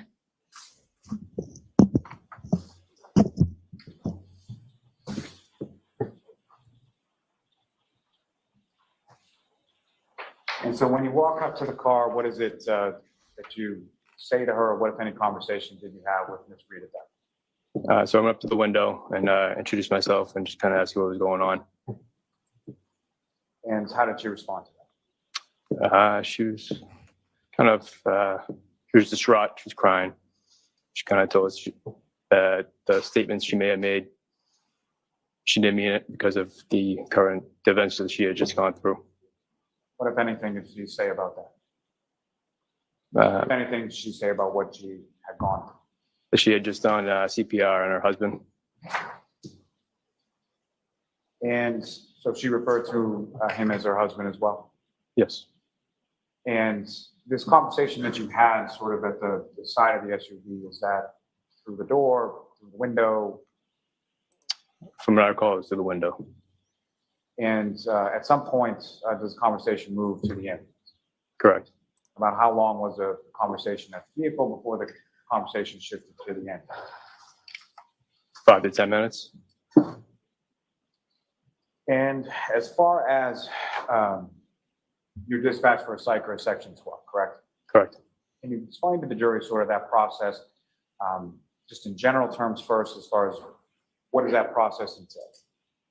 And when we get on scene Yes. for a section, Yes, please. we go on scene, we kind of look at the environment, see what the environment's like, see if the patient's cooperative, uncooperative, what their demeanor is, if there's any obvious self-harm. If there's none, we kind of go up and talk to them, get a report, and ask them some basic triage questions. And is that sort of the policy or the protocol or what you followed in this instance with Ms. Reed? Correct. Now, beyond what she had indicated to you initially, what, if anything, was she asking you during the course of your conversation with her once you were in the ambulance? She kept asking if he was dead or could he be dead. Is that something that she said once or more than once or something? More than once. And could you describe sort of the tone of her voice when she was saying? It was kind of like it was a rapid kind of pressured speech. She was just a lot repetitive. And as you were speaking with her, what, if any, observations did you make of her facial area? She had blood on her face and her neck and her mouth, her neck and chin. Regard to sort of any earlier suicidal statements, what, if anything, did she say in relation to that? She said she made him because she just went through traumatic events, seeing her husband dead, and she had no plan on acting on it. Kind of look like they're helping the defense here. Now, pursuant to a Section 12 call, what, if anything, are you doing as far as documentation goes with respect to vital signs, things like that? It depends on the situation. In a situation of misreads, I took a regular just vital signs, pulse oximetry to see her heart rate. But for someone like a female psych patient, it's more verbal. And as far as any of those sort of vital signs and things that you took, Playing it live. How can I play it faster? It's live. There's nothing too abnormal. Just the heart rate might have been a little bit high, but within normal range. Could you please keep your voice up, sir? Thank you. Sorry. But the vital signs, her heart rate was a little high. It was 98, but it was nothing concerning. During the time that you're having this conversation with her in the back of the ambulance, how would you describe her demeanor? She would have periods of calmness, and then other periods she would appear agitated because she didn't want to go to the hospital. But all in all, she was cooperative with us.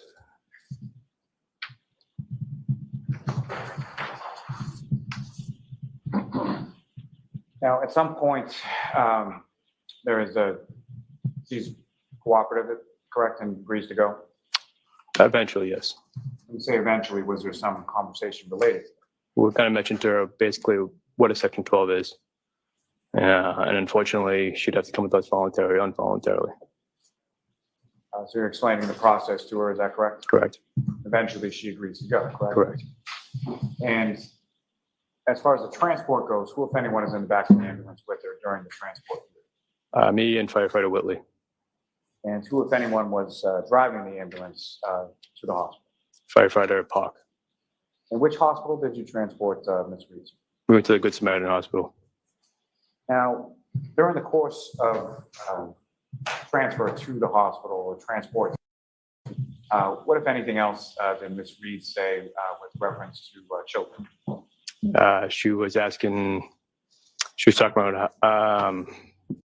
children. She was unsure and she didn't know if she'd be able to take care of them. She was worried about that. She was worried about that. Yeah, she's worried about who would take care of the children if he was pronounced dead. And what, if anything, did she say about herself in reference to the children? She didn't think that she could take care of them on her own. So then why would she want to kill him? That makes no this sense. Other person or the patient from the earlier call, how did she refer Why would you that want to person kill in him? relationship to yourself? She was calling him husband. Now, with reference to this particular, with reference to misreading this conversation, what, if anything, did she say in regards to the last time that she had spoken to who she called her husband? She had said that they had gotten into an argument. She was sad because that was the last thing she had said to him was the argument, but she didn't go into detail on what the argument was about or what was said.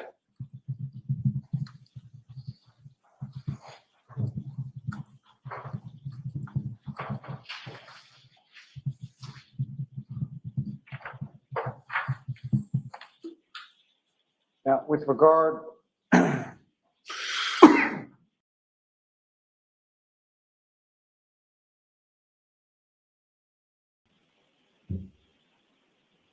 to her speaking about what, if any,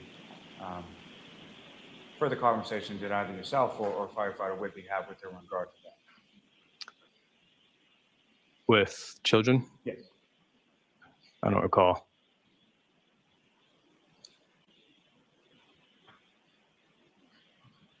The other female patient in the vehicle when you first arrived, did you know who that was? I don't know who she was. And at any point in time, subsequent to that, did you learn who she was? I did. And who did you learn her to be? She was Miss Carrie Roberts. And with relation to your conversation with Ms. Reed on that day of January 29th, what, if anything, did she say about Ms. Roberts? Objection. Sustained.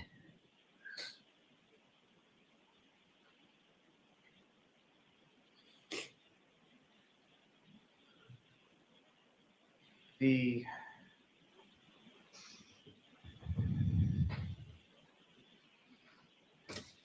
regard to the sort of medical questions that you were asking,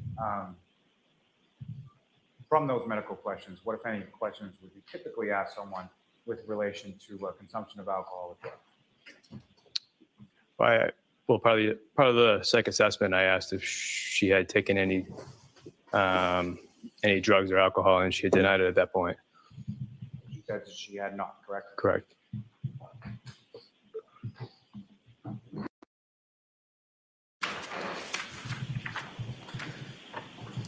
The observations that you testified to earlier in regard to her, and by her I mean Ms. Reed's demeanor, did that change at all during the course of your interaction with her, or was that consistent throughout? Demeanor as in? It's a poorly phrased question. Let me try and rephrase it. So with regard to her demeanor, throughout the course of your interaction with her, how would you describe that? She was cooperative. Then she'd be calm, and then eventually she would kind of get a little agitated and repetitive questions. But she seemed distraught. Now, with respect to the person she indicated was her husband, what, if any, questions did she ask either you or firefighter Whitley or both in relation to him? She was asking if he was dead, or could he be dead? Could he be dead? And she said, could I have hit him?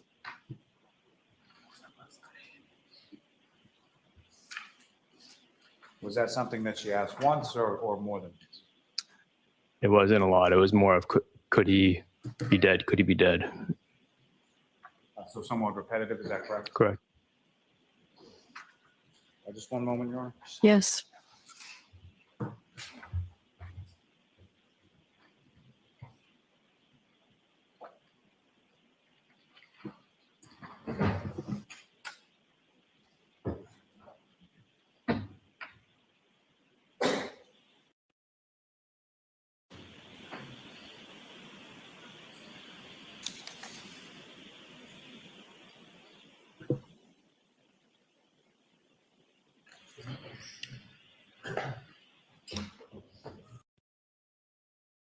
Sorry. Firefighter Becker, just my own clarification. You testified earlier that first arriving on scene and first spoke with Ms. Reed, she indicated that there was some statements that she said there were some statements that she did not meet, correct? Correct. Suicidal statements. And so, exactly. So my question is, that was in reference to the suicidal statements she had made prior to your arrival, correct? Correct. Not to any subsequent statements, correct? Correct. Nothing further. All right, cross-examination. Thank you, Rona.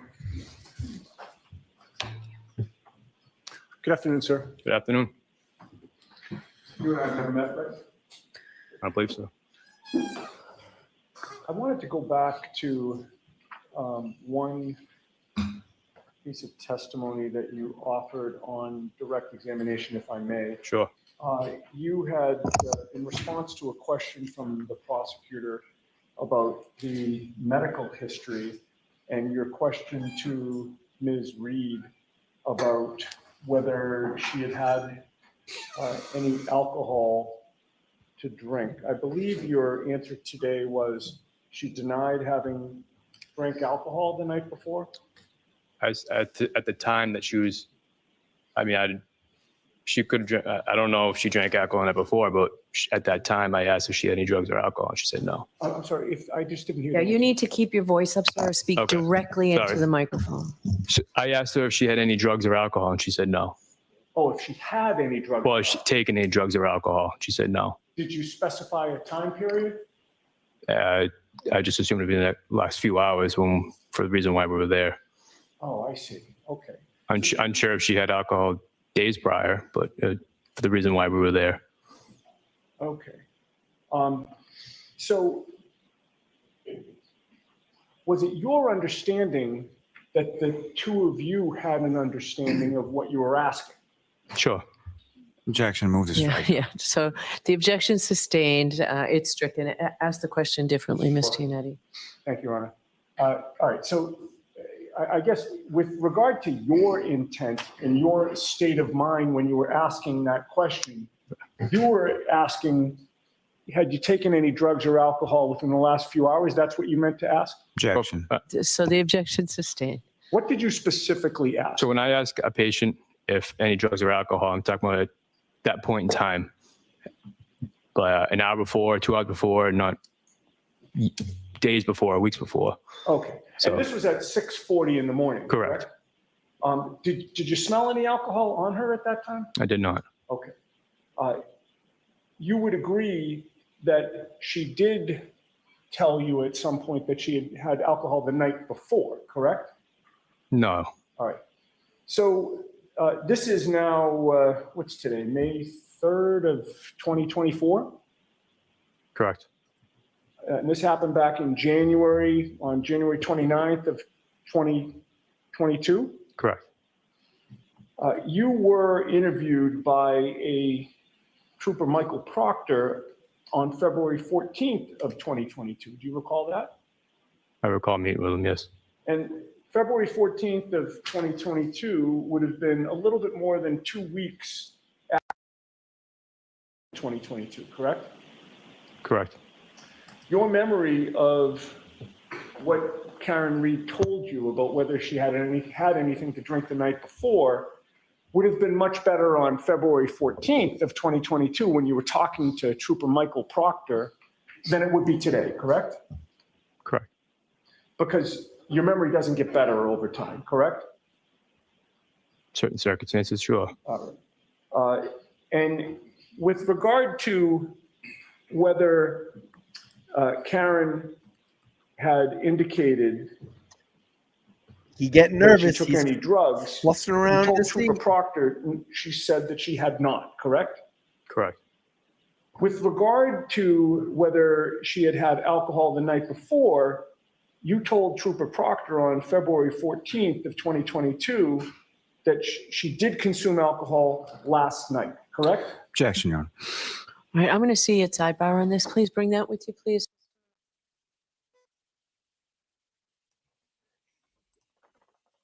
This has got to have the record for the most sidebars within like a 4-day period. I mean, if you don't see the biasness here from this judge, what Judge Auntie Bev is doing in this case to railroad Karen Reed. I mean, you people need to wake up. Wake up. You know, for all the deniers that say that Karen Reed is guilty, I mean, look what's going on. Even the judge is trying to control this. Every single time we get into something deep, she cuts it out. I hope the jury is seeing this and realizing it. All right, we'll go back to testimony. With your permission, I'll repeat the question. Sure. You told Trooper Proctor on February 14th of 2022 that Karen had told you that she did consume alcohol the previous night, correct? If that's in his notes, Well, is your memory exhausted as to whether you told him that? I don't recall. If you saw his report with your statements in it, would that refresh your memory? Sure. It's a two-page report. I'll give you both, actually. It's a two-page report. I'll give you both pages, but I have highlighted a line on the second page, so I would direct you to that. May I approach? Yes. And take your time reading it, sir. Yes, yeah, and please read it silently to yourself and look up at me when you're done. Here it comes. Yes, let's refresh. Because everybody's got to refresh about their testimony because they need to figure out, when I was coached and I was told to say things, does it line up with what I wrote and I said? So this is what's going on here. This is what this is.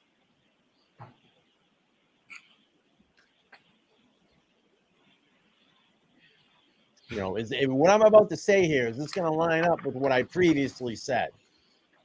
That's what's going on. So let's see, Mr. Becker. Now they're squirming. See, So I did say. So, Mr. Becker, a couple of things.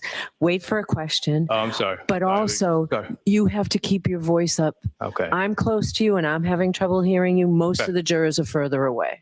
And the way this works is I have to collect that from you and then ask you a question, okay? So If I may approach you on. Yes. everybody's swallowing, they're drinking water. Having reviewed that document, does that refresh your memory as to whether or not Karen Reed, or strike that? Having reviewed that report, does that refresh your memory as to the fact that you... Does that refresh your memory? Does that refresh your memory? it does.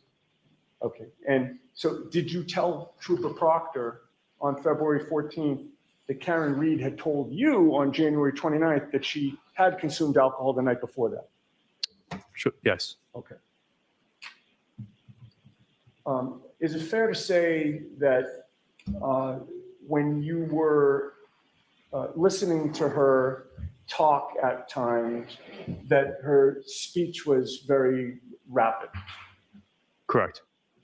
And particularly when she had said the words, you know, is he dead? Is he dead? She would repeat it repetitively, correct? Correct. And she was fixated on that, correct? Correct. And with regard to the last interaction that she spoke about with whom you thought she said her husband, she didn't give you any detail about that, correct? She did not. You don't know whether it was an in-person communication? That wasn't my position to ask more details about that. Oh, and I'm not criticizing you, sir. I'm just trying to get to what your knowledge was in terms of Right. information you got from her. So she didn't specify that it was an in-person communication, correct? No, She didn't specify as to whether it was a phone conversation? she did not. She didn't specify whether it was a text message exchange back and forth? She did not. And she didn't specify whether it was an angry voicemail that she left, correct? She did not.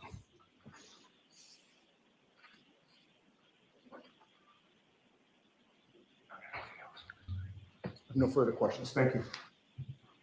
Just one moment, Your Honor. Okay.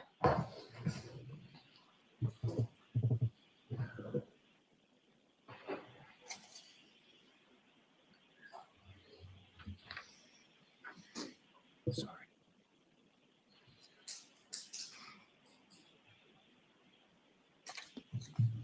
I have nothing further for this witness, Your Honor. All right. All right, Mr. Becker or Firefighter Becker, you are all set, sir. Thank you very much. Sorry about that. That's okay. Thank you.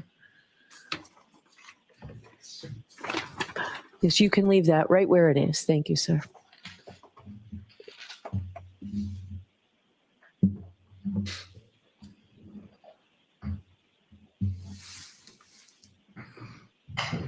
Your next witness, Mr. Lally? May we approach? Sure.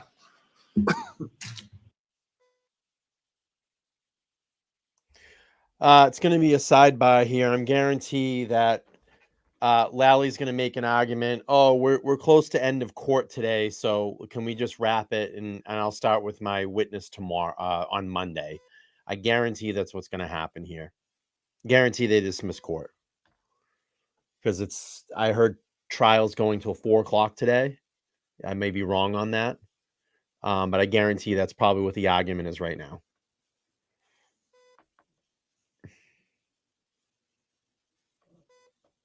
He apologized for perjury. I think there's some people that have a lot of problems that have talked on the stand, believe me. But I guarantee this is what's going to go on, is that Lally's going to argue, look, Judge, we got 20 minutes to start. Court's going to end. Could be something like that. And they dust out of there for the weekend. We'll see what happens. I will be off Monday and Tuesday, most likely streaming here. Does it make sense that rather than starting with another witness, figure it's a Friday afternoon, it's been a long week for you all, we'll excuse you at this point. So please do not discuss this case with anyone. Don't do any independent research or investigation into this case. If you happen to see, hear, or read anything about this case, disregard it and let us know. And have a great weekend. Monday will be a full day. We'll see you first thing Monday. And I guarantee you that there's a Lally move so he could refresh and retool for the weekend. Rumors are, and reports that I've heard, Karen and her team have been very vigilant in preparing after court. They go into what's called a war room and meet and discuss the case and discuss her defense and spend countless number of hours doing that. So don't think that Karen's day ends just here. They go back and prepare. Being a Friday, she may just have the rest of the weekend off, but they have been preparing a lot. And we'll go to Tom's feed after this, and we'll watch Karen walk out of court. I think there's an exhibit in the witness stand.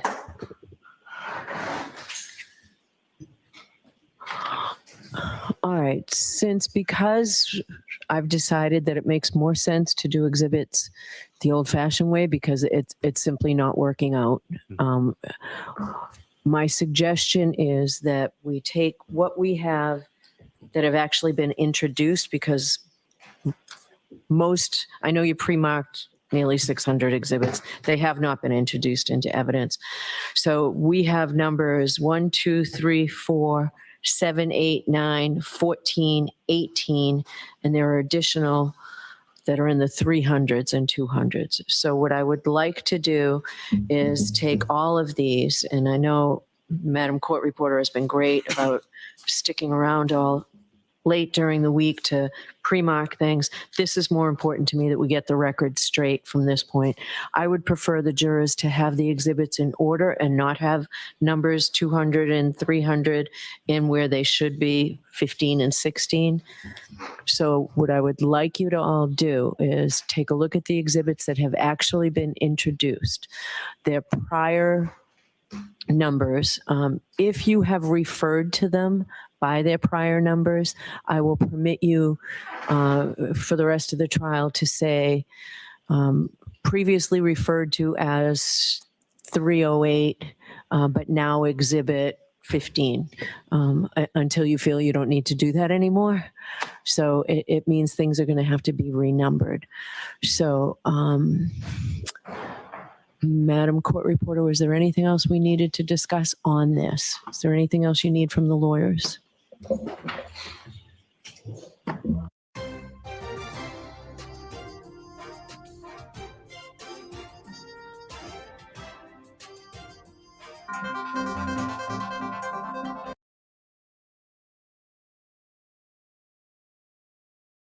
What just happened? Is that it?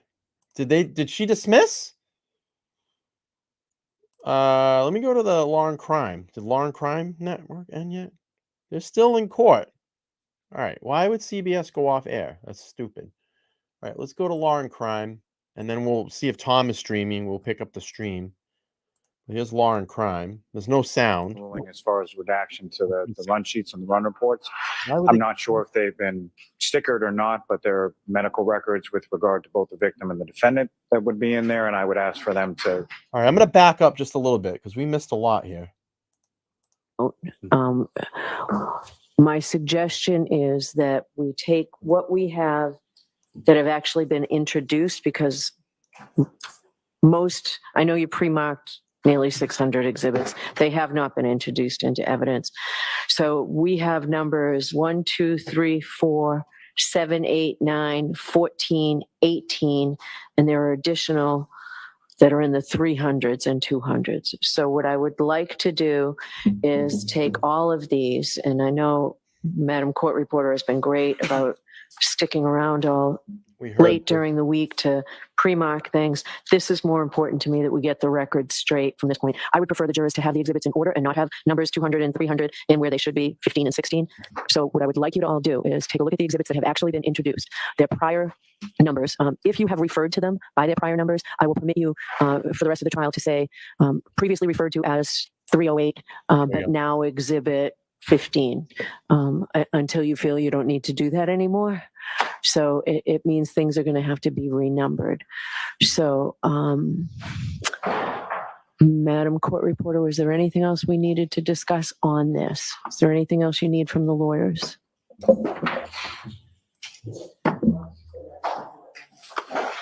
Okay. So, I don't want to use your name. You've got a list of everything, and Mr. McDermott's got a list of everything that's been introduced. Do you need me to do this, or is this something you can all do with Madam Court Reporter? And I want to come out and make sure it's right. All right, so why don't you all take 10 minutes to see if you can work this through. I'll come out at the end of 10 minutes, see what you have, and we'll make sure the record's straight. Does that make sense to everybody? It does. The only thing that I would ask to add to that, Your Honor, is in conformity with the court's ruling as far as redaction to the run sheets and the run reports. I'm not sure if they've been stickered or not, but there are medical records with regard to both the victim and the defendant that would be in there, and I would ask for them to either be marked for identification or taken out at this point. Ms. McLaughlin indicates they haven't been marked yet, so I would just ask to sort of retrieve. All right, so that's sort of the second point. I assume there are many pages of medical records, and one of the things I told you this morning is if records are going to be introduced subject to redactions, those redactions have to be done before they're introduced. It's going to take some time. So you have to be, if you're not in agreement, then you need to tell me what you're not in agreement over, and I'll have to decide it, but they need to be redacted beforehand. Just because this is a long trial, I don't want it to take any longer than it necessarily has to be. And we have to make sure all of the exhibits are in order, especially if they do end up numbering in the hundreds. So, all right, so you've factored that into your schedule. We've got many days that we won't be in session. It seems like a good use of council's time to redact records and talk. If you need additional time and we need to cut into the evidence, I'd prefer not to, but I need to know. All right. So I have received from the Commonwealth all of the videos that I requested. I received a flash drive today. When can I get the videos? I thought I was clear yesterday. Apparently I wasn't. So when can I get all of the videos that the defendants intend to introduce? I had hoped to look at them over the weekend. We can do, it's not a matter of getting them onto a flash drive. That's quick. It's just a matter of getting them to the court. So I would invite the court to direct us how, if you want to use the weekend, let us know. We work on Saturdays and Sundays. So you can't do it today? You can't do it before you leave? I don't think your IT person's here, right? I might Oh, be able to. if you can do it before you leave, if he can just download it onto a flash drive, that would be great. Do you want to go talk to him, see how long? You might be able to do that. We may be able to do that. Why don't you talk to him? Yes. Yes. All right. We won't leave until we give it to you. That would be great. And Ms. Gianetti, yesterday you did say that you'd also give me some idea on why you think they're coming in. Sure. Okay, so if you have that, that would be great. Yeah. All right. I just want to make sure I'm very clear about what the court would like. We provided the double videos, the ones that we had put the good and Seraph cameras together. The court wants every single video that we intend to produce? Yes. For the rest of trial? Yes. Okay, understood. All right, and that's what I requested from both of you. I received, Ms. Gilman, tell me if I'm wrong, but Mr. McDermott handed me a flash drive today that said this was all the Commonwealth's video exhibits. Yes. And that was after we met this morning, correct? Okay. All right, so that'd be great. I just, I want to know what's on them. I was surprised yesterday, and Understood. I shouldn't be surprised. Understood. All right, so I'll come out after you remark the exhibits. Do you need a break before then, Madam Court Reporter? Mr. McDermott? All right, thanks. Court, all rise, please. All right, so it looks like they're going to talk for about 10 minutes here and I guess hash out some details. I'm sorry, I was kind of drifting off a little bit, but it's going to be a little bit until they're dismissed out. So about 10 minutes or so, we get to look at the fan because the shit has definitely hit the fan. So what do you all think? What do you all think so far as truthfulness and untruthfulness? Do you believe? Hey there, that... Karen Reed, trial watchers. You know what a lot of the trials we cover remind me? It's that I'm going to turn this down because they're going to go to a truth seeker. I'm just going to go here. I'll bring up the feed here in a minute. Let's see. I don't see anything outside Tom. I can go to Tom. Let's see what's going on in Tom. Tom is live. Use the pre-trial numbers. Gotcha. Gotcha. Yes. Yeah. He's all done. He's done for the weekend. Yep. If anything, their witnesses, most of them actually helped the defense, if not all of them, between their lying and this witness, the last witness, Whitley said that she was distraught. She was freaking out. She was asking if he was dead. To me, if you wanted someone dead and you wanted your boyfriend, spouse, whoever dead, then why would you be asking questions of, is he dead? To me, that sounds like someone that's more concerned. Are they going to live, or are they still alive? And she was in a panic. She was in an absolute complete panic. So I don't know. I just don't feel like they've brought anything. All right, let's turn some sound on here. Judge just wants to see all the videos. That might be. Wonder Twin Powers activate.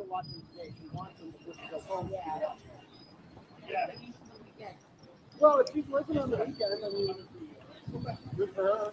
And then even one of the EMTs that responded, and forget their name, said that he didn't believe that she should have been Section 12. That the things that she was saying, or I believe that it was one of the officers that said, hey, this is just, what people do in that type of situation. They may be saying, like, I don't want to live anymore. My partner is dead. I don't want to live anymore. It's a normal grieving process. So actually, I think that testimony helped the defense today. Woodbury, thank you. Yeah. Woodbury said, yeah, I mean, she's just grieving. She went through this traumatic experience. She's wondering about her lover if he's dead, and then I'm not going to be able to go on and take care of these children by myself. And my point in this is, if you want someone dead, and as the Commonwealth is saying, then why would you be asking questions like that? Or why would you be stating, hey, I'm not going to be able to do this alone, God, to take care of these 2 kids on my own? It doesn't make any sense. It doesn't make any sense to me. Let's see what Grant and Tom. They probably have a room. They have a little room back there for the. Oh, do they? Yeah. I don't like when people say stuff to them. It makes me upset. I like that. Nice car. His dad breaks my heart. Breaks my heart. Yeah. I agree. No. Excuse me. Well, what they really want is they want us protesters down the end of the street. Do you want to text Chrissy and see if she's awake and let her know she's...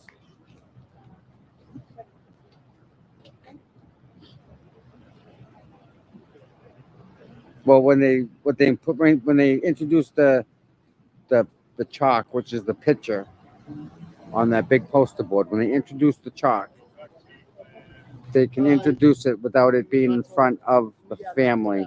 I think that's what Grant was saying. So the family doesn't need to see the gore. I'd go there anyway, but all right. I'm doing well, thank you. All right, okay. Like, I don't know if we're doing much nice.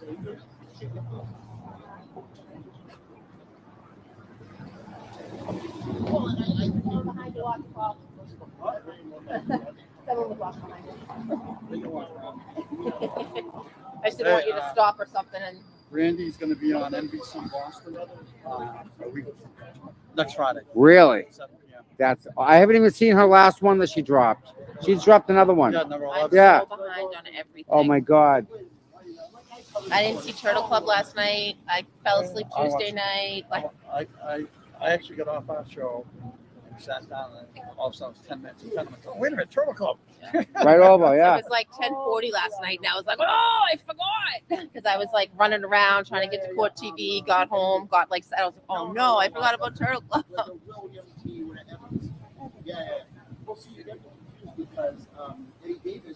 And then I was sad because I was sitting in the house of pizza with you guys live, and I was like, no, I missed their live. I don't know. I've never seen her before. It's funny you say that because I don't know. Yeah. He was going to be DHS secretary I don't know. under Obama. Yeah, he almost did it, but then they picked someone else who was like, some guy who, he's very smart. They picked some military guy. And, well, you know what happens. You do civil service, when it comes to the military, they're probably going to go with it. I can't complain about that, though. If you go serve, I'm talking, if you serve, if you actually serve, you should get whatever civil service benefit you want. You should be first in line. We were talking about that today. You get a hometown bonus or something for civil service, and then military bonus is even higher, I'm sure.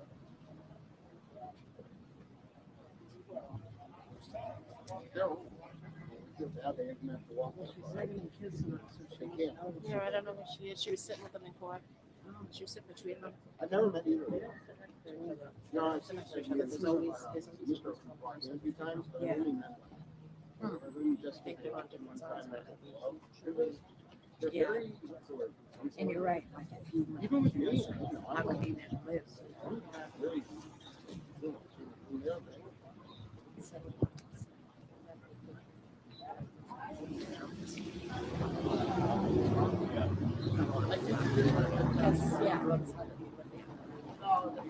Chris, you awake?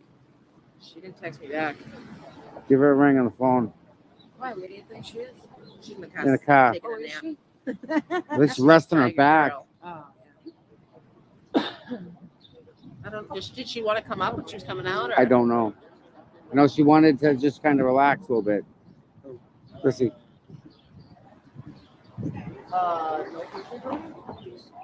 What?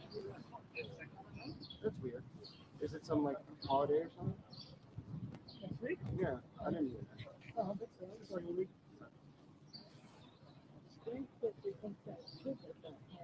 Well, you never know with the courts. All the things can just happen. They'll just be like, yeah, we're not going, X day. Look at the, what was it, Wednesday this week? It was just a holiday or something.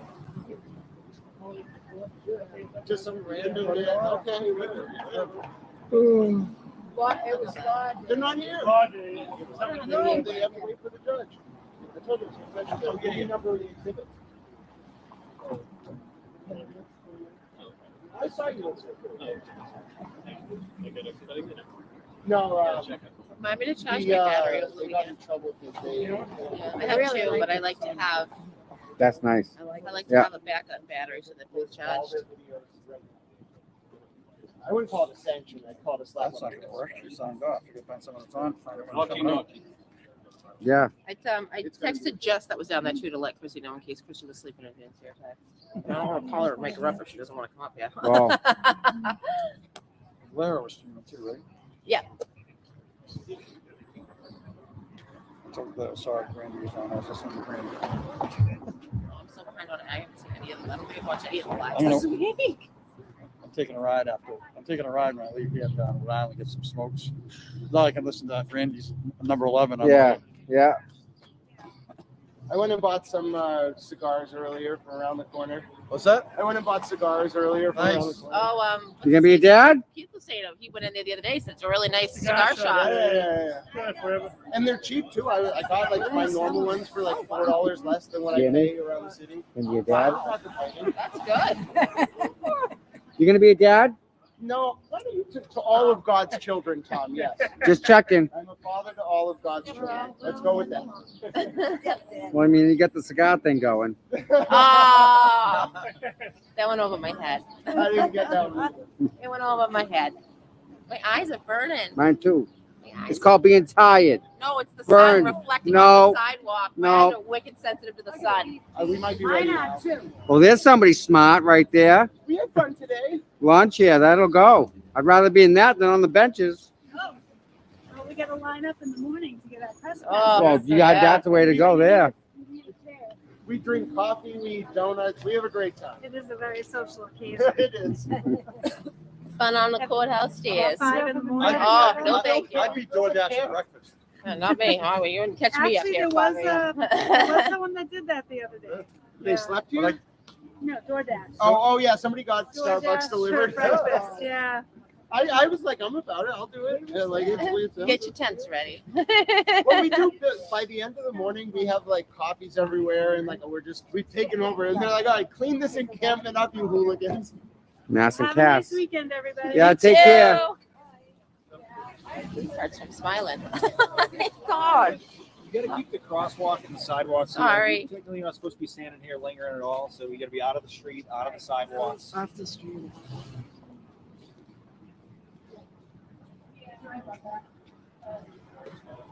They got to be coming now because people just stand out anyway.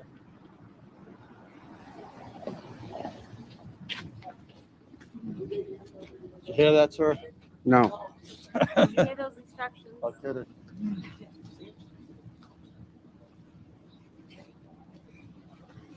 Grant's buying cigars. I'm getting worried.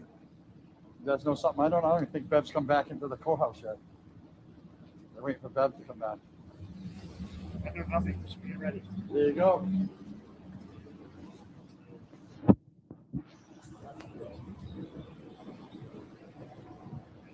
She said, when I heard, she said, give her 10 minutes. Yeah. And What is that? That's Karen Reed walking out the courthouse.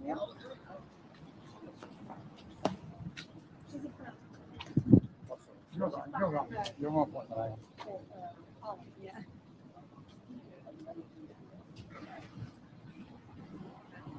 I'm going to sneak behind you guys so I don't get in front of your camera.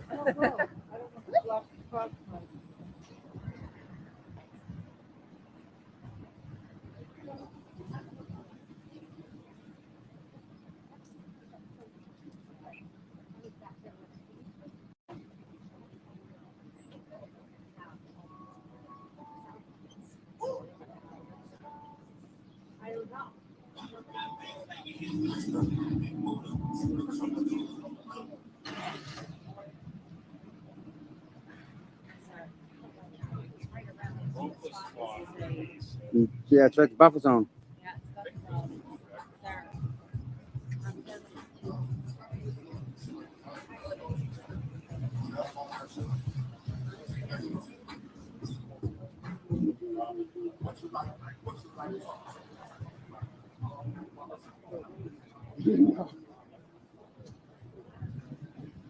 Nothing I can buy.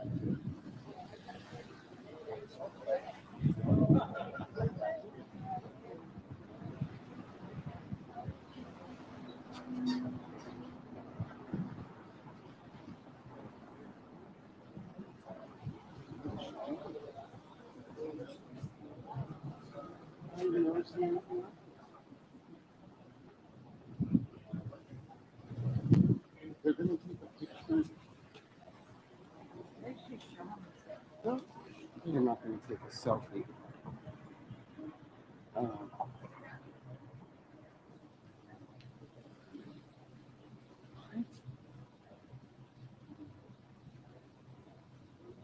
This is the weirdest moment I've ever experienced in my life.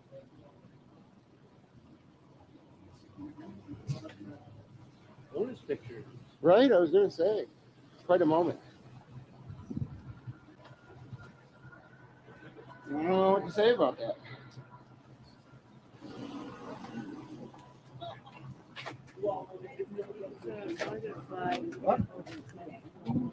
Okie dokie.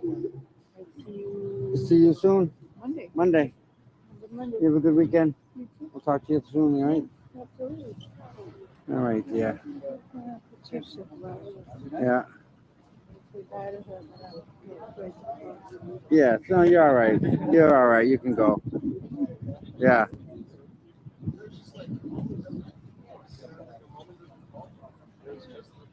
She's a sweetheart. See you later. Yeah.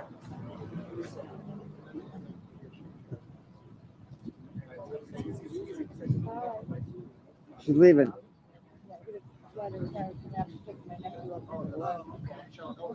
Nice to see you. So I'll see you tomorrow. Tomorrow for whatever. Hopefully we get more. Have to keep posted.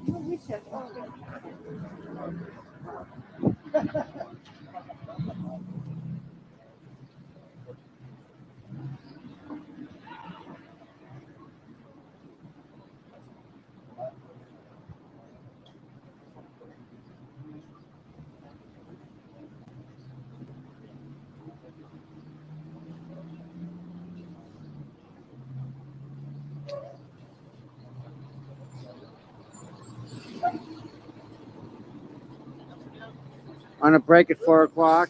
No. They're not on a break, guys.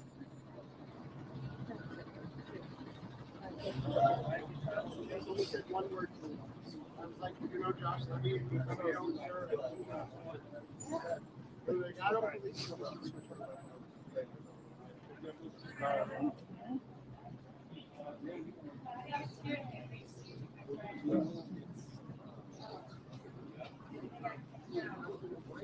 was like, All right, bye, my dear. Bye. Bye, Lisa. Yep, I will.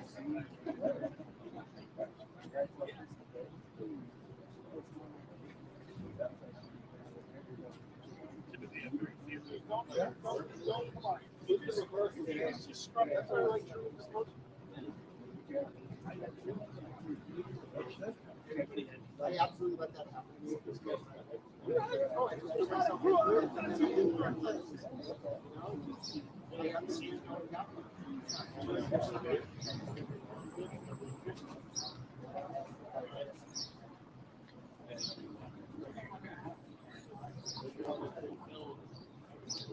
Oh, you're welcome. We're just waiting for Karen to walk out. Then we're going to close up the stream for today. Thanks for being here. I like good films. I watch a lot of films over and over and over.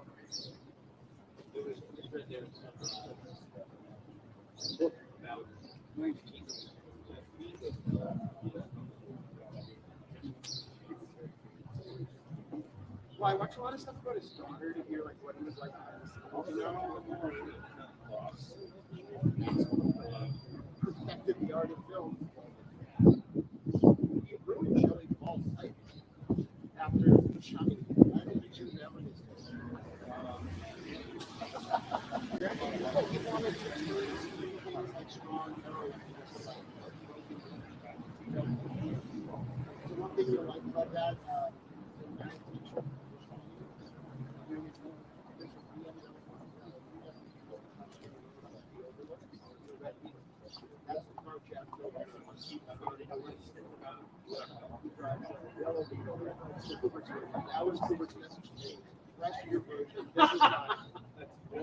Yeah, it's okay. We're all at the entrance here. that's how I would have said it. Yep, waiting for them to come out. Karen's been in and out a couple times, doing stuff. We don't know what, but she's doing stuff.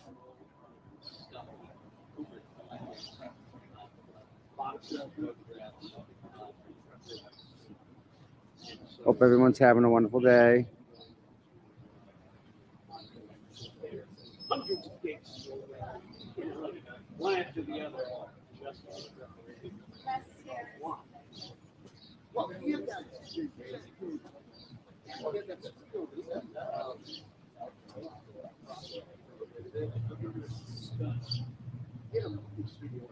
Which is not, I mean, they have some, but it's not like they don't have space because they need one.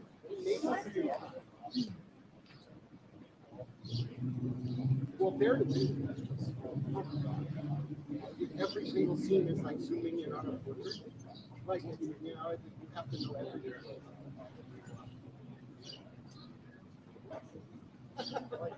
I think I watch Eyes Wide Shut the most, Strange Love, and then it's hard for me, but I think because everything he does, you can learn. It's some he didn't do anything twice, so anything that he does, you learn some new technique. Yeah, it is sunny here. It's kind of nice. Yeah.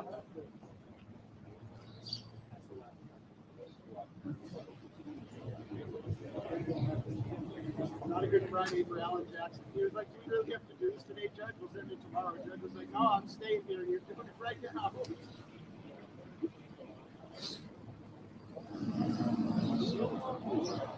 Right. I was like, the next judge. I really want to put Chief, Mary Poppins says that. What theater is that? Because I think I just went to see Maureen Hancock in that theater in Rhode Island.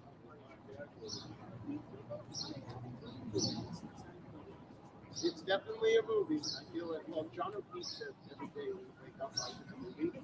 So every day I hashtag life is a movie, but then act like you write the script.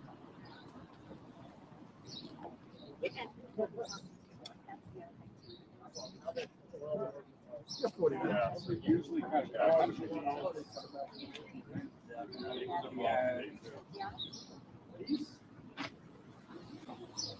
I were her, I would give a statement on pictures.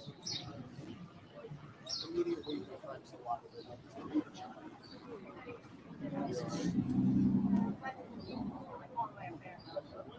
Box of brief, my pleasure. My pleasure.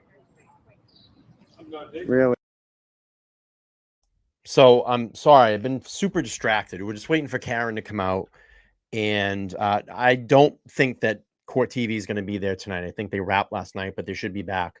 I'm sorry I'm distracted. I'm actually trying to get my media credentials. I've applied for this multiple times, and no one from the SJC has gotten back to me. So I'm reapplying right now. It's annoying. I want to get my press pass so I can go in and actually be able to sit in court and tweet during the trial. So that's what I'm trying to do here right now, and I do apologize. So I've been distracted. I've been filling out the paperwork, and it's a simple piece of paperwork, but no one has gotten back to me at all. No one has gotten back to me, and it's annoying. I've been trying to apply since February, literally since February. I've sent the email multiple times, and no one has gotten back to me. So I'm going to try to email this again and see if I can get my press credentials. But we'll go back to the sound here. There's no calling. It just gives you a fax number. There's no one to call. And I actually, you know what, Mary? The funny thing is I've got the lady's email address, and I've actually emailed to her as well, the person that oversees getting the press credentials. Haven't heard from her either. And I'm telling you, it's because they know that I'm covering the Karen Reed case. Because they actually have to check out and see if you're actually a full-fledged, independent media outlet. So I'm going to try again, but that's what I've been doing. I've been trying to fill this paperwork out. We'll go back to the live feed. And Tom, thank you all for being here. I think that's awesome. Coffee's come through, and let me just check that. And if you want to support the channel, you can. My link is at the top there, the link tree. It has all my different links in it, Venmo, Cash App, all that. Or you can drop a super chat. I would appreciate it. And it helps support the channel here because we got to keep the lights on in the studio. But let's see. I think I had something come through a couple of minutes ago, and let me look. Ray, thanks for the 10. I appreciate it. 2 minutes ago, you sent the $10. Thank you. So again, we're just waiting for Karen to come out. We'll go back to Tom's live feed, and then from here, I'm going to wrap it up. And to be picked, it's like. Yeah. And then when I was done, the lady next to me goes, "Do you want that? I recorded the whole thing." I'm like, "Oh, please." Yeah. So I have it. So sweet. Yeah. So I have the whole thing. Yeah. Oh, that's awesome. Yeah.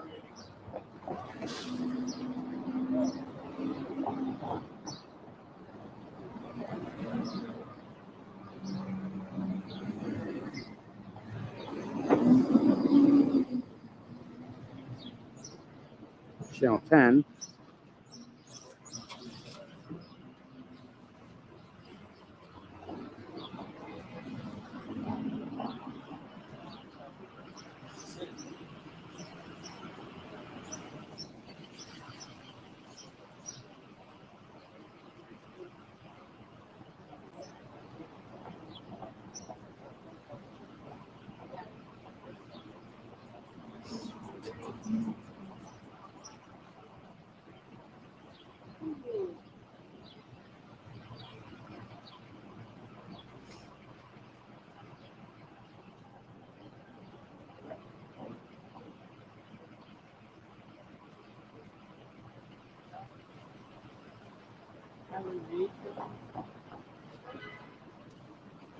I don't know anything about that. You said that. Chris, yeah, I don't know. What a fox. Thank you. I Appreciate think that's that. up to the Thank family. you so I don't know much. where we'd even begin with that. MB, you're welcome. My pleasure. I mean, I know there's some people that babysit, they got kids, stuff like that. I get it. And not everybody could be here. I get it. That's so. I mean, someone has to. So. Can't talk about it. So I can't tell you about it. I'd like to tell you, but I can't. I'd like to tell you about the case, but I can't tell you because the First Amendment's dead right Man. now. Sorry. All right, bye-bye. Hey, at least he was curious and asked. Yeah. A lot of people have been coming by loud. Yeah. All right. Email sent again for my press pass. We'll see what happens. We're waiting. And we're just waiting here for Karen to come out. I know they had some housekeeping issues that they were cleaning up in the courtroom with getting all of their video over to Judge Bev and her being able to go through it this weekend, probably to censor them again from getting the truth out. But thanks, Ray. I appreciate that. So as far as Monday, my schedule, I do have Monday and Tuesday off. I haven't decided if I'm going to go down there or I'm going to stream. A lot of people have been watching a lot of the attorneys, which is, respectable because they can pause it and give their feedback or give live feedback in there. So I'm just trying to find out where my value in all of this is right now. And that's why I'm trying to mix up the content and go, either down there or come back and stream, or should I just sit and stream all day? Trying to figure it out. I'm trying to figure out where I kind of fit in. I feel like I have kind of the best of both worlds because I can go down there, hang out for a little while, come back, stream, catch, pick up the afternoon stream, or I could just stay here in the studio and stream all day. I don't know. just trying to find and make the best content for all of you here on LTL Media. So if you didn't watch the stream this afternoon, or I'm sorry, from this morning, the afternoon stream was a disaster because it was so in and out. But I actually got to talk with Karen's brother this morning, Nathan. We had a nice 5 or probably 10-minute conversation as he was on his way out of the court. And you should go back and watch that stream if you haven't seen it. And I can drop the link for you all after the stream is over. And I'll drop it. But again, we're just waiting for Karen to come out. That's the stream from this morning if you want to check it out after this one.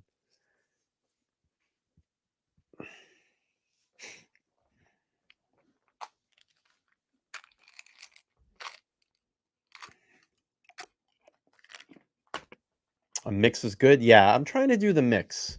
Try to get out there. This morning I felt really engaging. It was really nice to be out there with everybody. Got to see Tom for a little while, hung out with him. We took a walk around near the courthouse and saw all the old houses, all that history that's there. So I don't know. I'm trying to figure it all out. Find out where my value is for you all, for all of you. But we're just waiting to see Karen come out. You got to let me know. What do you want on LTL Media? Do you want a mix? Do you want just courtroom? Do you want me to be outside full time? You tell me.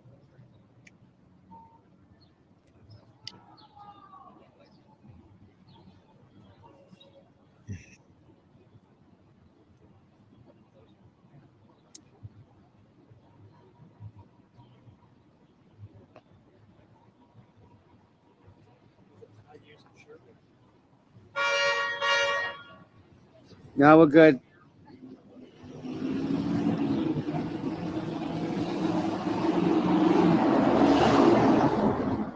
Regina likes the mix. All right. Well, I was thinking maybe I could stream, maybe up and through the morning and then get there as Karen comes out of court instead of rushing there in the morning and trying to fight through the traffic. It might be a little easier for me to get there in the afternoon. We just can't go haven't on figured the it out. crosswalk there. The stroke. I may be able to sit in court Monday or Tuesday. Right when she comes out and down, I'm running to the bathroom. Okay, she Thank came you, out hon. for a minute with her father. Love the name, by the way. And yes, Die Hard is a Christmas movie. If you want to fight me on that, try it. I'm going to tell you, it's a Christmas movie. Yeah.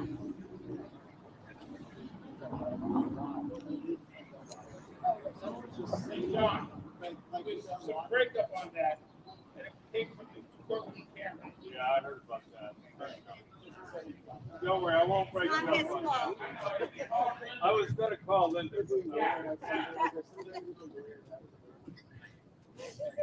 I'm going over here and sitting down.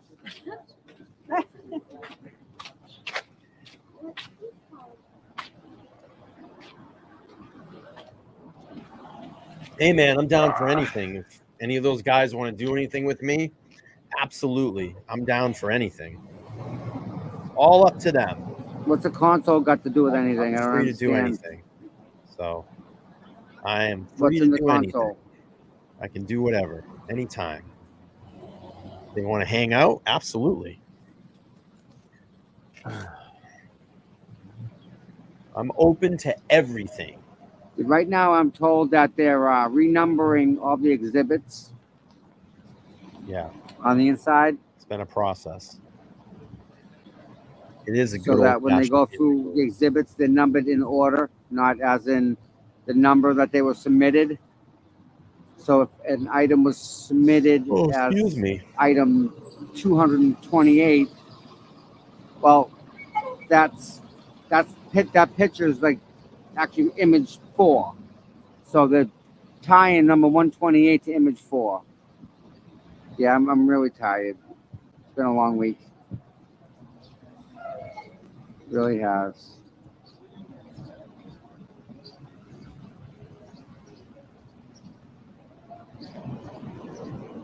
Becker's first name.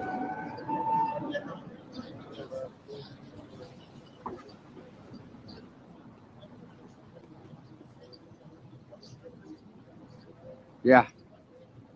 Mary Poppin. Who said that? Wait a minute. I'm sorry. Who said that before? Stigmatize the movement. Thank you for all you do. You're welcome very much. You guys are all welcome.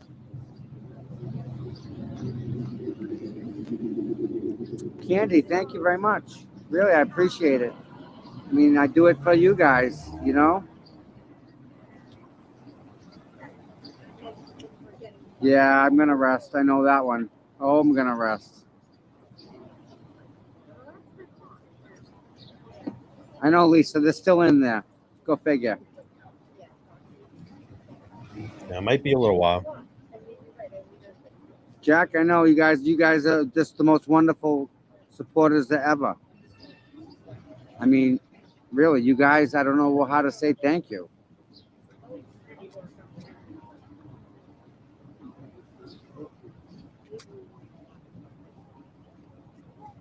I mean, you guys are the fabulous people.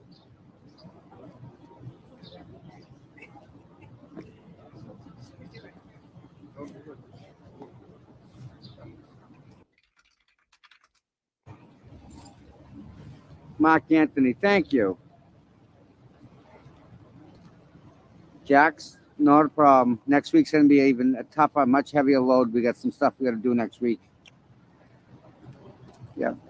We got, oh my God, thank you, Joan. Wow, Joan. Brian, my pleasure, my friend. My pleasure.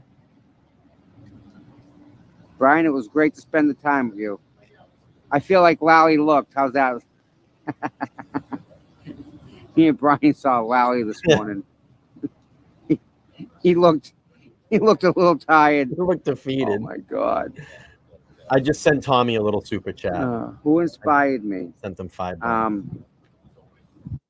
I guess the people that are here. Lacey Ann, thank you very much. I just sent Tommy a little super chat. It said, nice spending time with you today, Tommy. Thanks for the tour. Get some rest. And that was awesome. It was nice to spend time with time with Tom. We're just waiting for Karen to come out. Once Karen comes out, we can see her walk out, and then I'm going to wrap up the stream.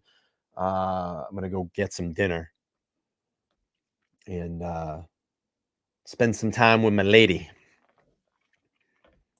So But today he was defeated before he even walked in. But I had video of Lally walking in, his head's down. He just like didn't want to be there. I'll see if I can find it. Agreed. That's something, huh?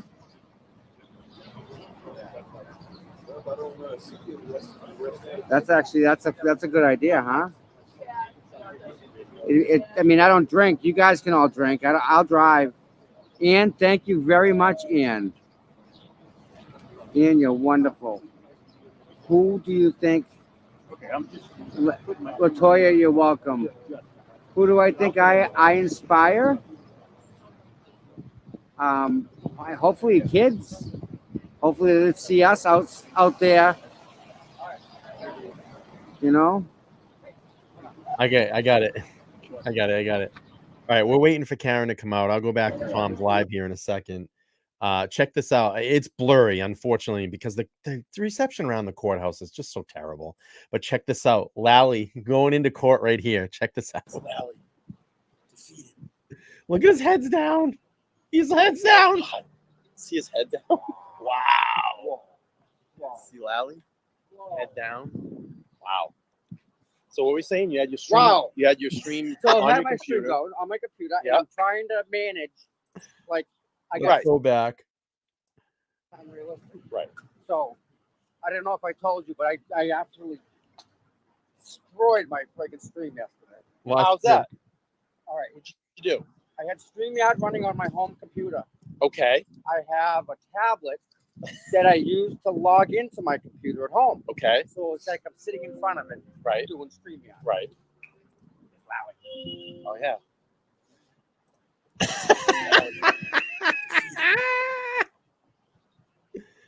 Oh God! Look at the head down. Look at it. Lally. The head was down, just buried. So what we're saying, you had your stream. Wow. You had your stream So on I your have my stream computer. going on my computer, Yep. and I'm trying to manage.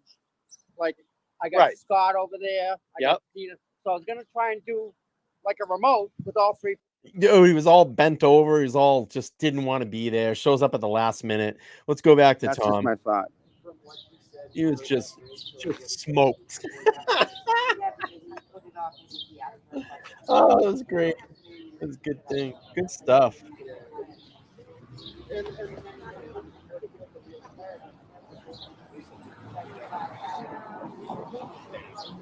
All right, just still waiting for Karen to come out. Then we're gonna wrap this up. I'll be back sometime soon. You know, maybe one of these. Maybe Sunday night I'll do a recap of the last couple of days. Get a nice show together.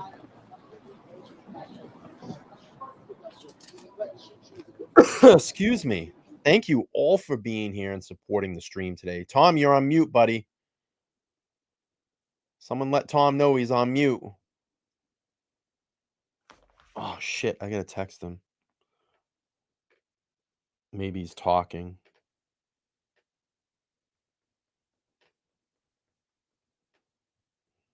Hope he gets it. Oh, Tom's on mute. Oh, no. What a disaster. Tommy, you're on mute, buddy. There we go. I think he got it. Who's that? Workers. They must be the workers. Thank you, Paul. Listen, I appreciate it.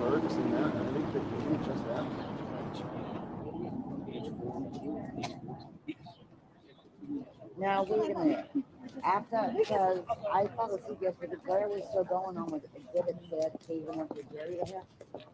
So let's see. Meat Pie Will Lie. Okay, nice name. Says Brian, thoughts on Aiden going to jail for exposing the corruption, not being invited into the courtroom. I love that he's peeled back the corruption. Absolutely. As far as him being not in the courtroom, I think it's a complete travesty. He should be allowed to go in there. You know, that's my feeling on it. It's just it's BS, complete BS. All right, let's keep playing here. Yeah, thanks for becoming a member. It's a public We have courtroom. 150 members, and I have a lot of footage on my tablet that I have on my PC. I moved it over.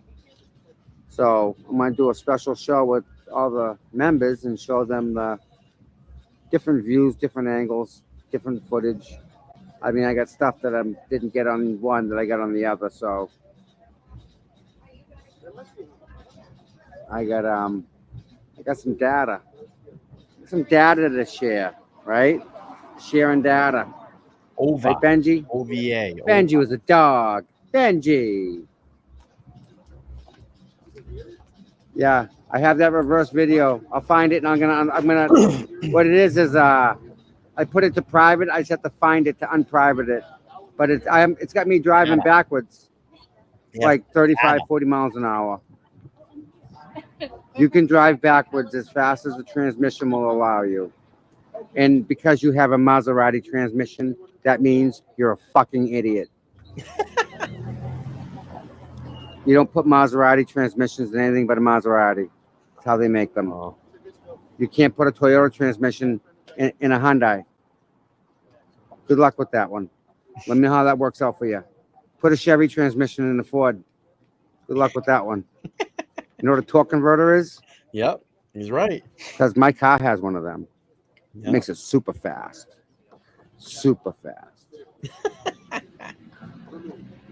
That's not fast. No.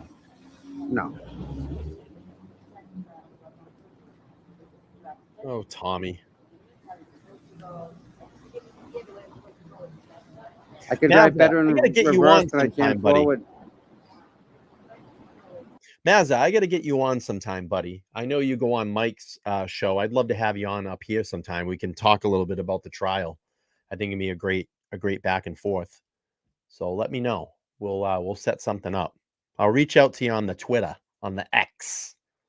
Oh, Tom's a sweetheart. I love Tom. Yeah, you got to come on, buddy. And I'm going to be getting Nick Rocco on the show pretty soon too. We'll do a spot with Nick. Benjamin Queer's video. Maz is awesome. He always shares my stuff. Love it. If you're not following Mazza on YouTube or you know what? I gotta do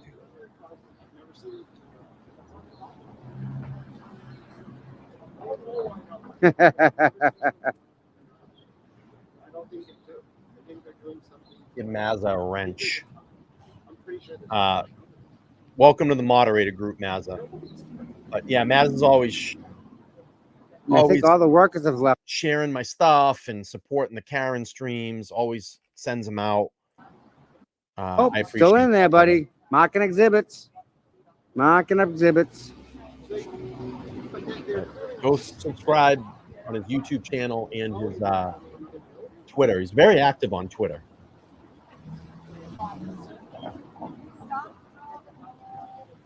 She ain't gonna come on. I've already asked her. Real good job with the stream today, buddy. She won't even. I know do it's that a with me. long day, isn't it? And you I want to get her in here because her and I, believe it or not, we have some really great conversations about the trial when we kind of absorb all the testimony.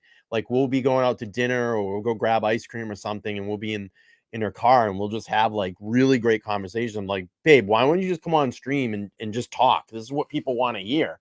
Take part of the conversation. She's like, I'll do it, but I'm not going to be on camera. And I said, that's fine. Just sit here with me. You can sit right there. We'll set the microphone up and we'll just have an awesome conversation. I was like, let's do it like once a week. She's like, once a week? Hell no, I ain't doing once a week. I'm like, but it would be great if we just have like story hour and just talk about it. But we have really great conversations. It's really good. We really do. She's laughing. She's going to kill me later. Oh my God. Maybe they're gonna Oh be my there at God. 5. I don't know. She may have a bad weekend. We'll have to see what happens Monday, right? Now, but yeah, I mean, we talk about this. I mean, we talk about this 24 hours a day. All right, everybody, we're just waiting for Karen to come out. Tom's got the stream going here. And once she comes out and gets escorted out, we'll watch her come out. And then I'm going to wrap up the stream for today. Yeah, she's cooking. She's making me steak tonight. So I'm getting steak, which is nice. We're going to do teriyaki steak tips. I think she's doing some potatoes or something. But we really do. We have really great conversations about this. And I said, come on, you got to.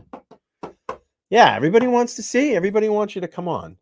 She'll do it, but we got to do the first. Let her get comfortable. She won't come on camera right away. I know that, but she'll definitely, do audio. But the problem is I can't hook up my other microphone. But I'm tired. I've been up since 5:45 this morning. So I went from 5:45 this morning, drove to the courthouse. Was freaking late getting there, and I didn't realize Karen's team was way early. They rolled up at 8:10 and got into court. Usually they're there at about 8:45. So I'm like, I have plenty of time. Even though I even woke up at 5:45, drove in, got to the courthouse, streamed for 2 hours, left, came back to the studio. I think I did about an hour and a half of streaming. I caught Katie McLaughlin's testimony, half of it came. And then I'm thinking like, all right, they're going to go out for the jury walk. And I heard someone said the next witness is going to be called at 2 p.m. So I set the stream up for 2 p.m., left and went home, kind of taking my time getting some lunch. I leave my house and I'm like, well, I have time. I'm going to drive through a certain town because I know that there's a car wash there. I'm like, I'm going to wash my car. And then from there, I'm going to come back to the studio for 2 p.m. I think it was 12:45. My girlfriend texted me. She's like, they're already back in court. I literally was like, F-U-C-K. I'm like, fuck. Text her back. Fuck. She's like, I know. Court's been like all over the place today. So I ran back here, finally got back. And it was about 10 past 1. I went live. So, we're here. There's Rita. Oh, they must be on their way out. All right, let's turn the sound up here.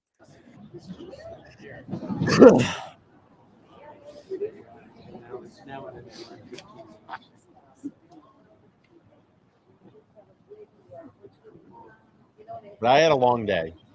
I'm tired.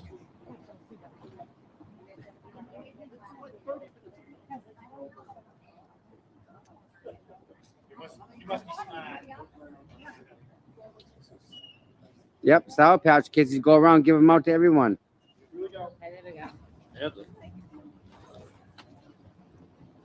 And we're only 10 subscribers away from hitting 18,900. And we're only 110 away from hitting 19,000 here on LTL Media. So if it's first time over here, please subscribe. Hey, how are we doing, Mr. Reed? Yeah. Yeah. Long day. Oh, yeah. Love the shoes. Oh, thanks. Oh, I like that. Oh, nice. Oh, I didn't notice. You guys enjoy the weekend. Oh, yeah. Have a good weekend, guys. Hey, good job in there, as always. As always. Don't you bother them. I'll kick your ass. I will kick your ass. Grant. Yeah, don't bother them. Been through a lot, and seeing her boyfriend, in that state, it breaks my heart to hear it. I'm behind it. But more to the Yeah. point, I think you've been there, you've heard it. Our lawyers have done a fabulous job, of course. And so it's been a pretty good, modest statement on our part. Why do you think she might have called her husband? Yeah, I mean, I spoke with my daughter that morning. She was, it was a shock that she had seen there, trying to resuscitate him. And I went to the hospital and I saw my daughter there. She still had blood on her. And, it's a tough thing for a father to go through. Or any parent to see a child stressed out. We know the truth. My daughter was factually innocent. And it's tough when you're here. We've got a great team of lawyers. We have a lot of hope. We have a lot of trust. Things such as the federal investigation that just causes us to say, think myself, and I don't know anything about it, except what you folks know. I'm not figuring anything. The idea that the federal authorities are investigating this investigation gives me some buoyancy that things will work out. And that's how I feel. I think it's been a great week. This is the prosecution's witnesses, my daughter's lawyers. They work nearly around the clock. They're so thoroughly prepared and so thoroughly talented and committed. It's been a long day. Oh, bless his heart. Any witnesses you're particularly eager to hear from coming up?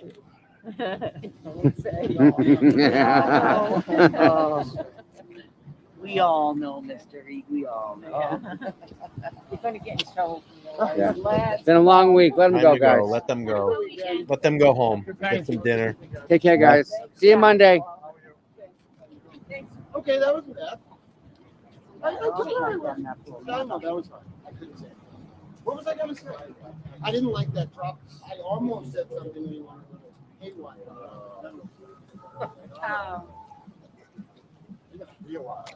Graphic violence. Yeah, well, They're both beautiful people. Everybody in that family they're beautiful people. I have the opportunity to speak with quite a few of them. Mr. Reed. I met Karen's brother today, which he was a gentleman, shook my hand, very nice guy. That was great, huh? That was really good. Let's play the footage from yesterday of her leaving. Yeah, we could do that. Right? Yeah. We'll superimpose the Yelling outfit at of the Grant. day. Grant shouldn't need babysitting like that. That was awesome. Chrissy said, I'll keep your house. She will too. They actually kind of laughed. Yeah.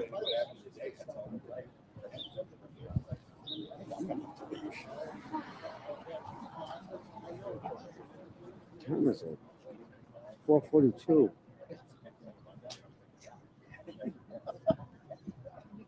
Oh,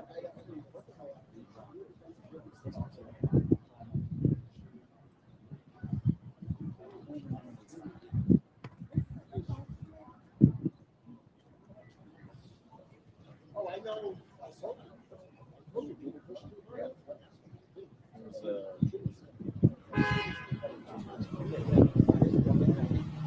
Someone got a hold of Bill.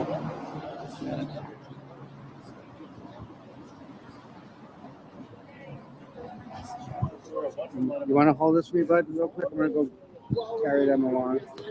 That one, top one's live. This one you don't worry about. All right. I'm not you though. I can't get it. Paul Cristoforo. What the hell do you do, Tom?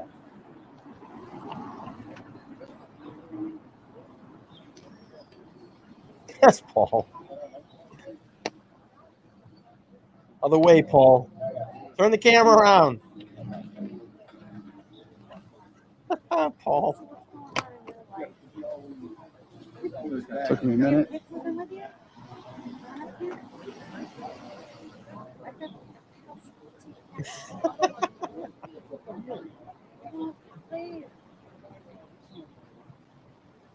I think Paul turned the camera around by accident. Oh, excuse me. Oh, I'm tired.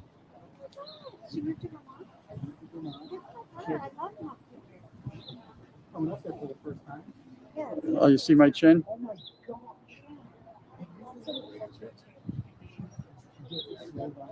Where are you guys seeing me? Yeah, if you don't, then it's true. That's a certain thing.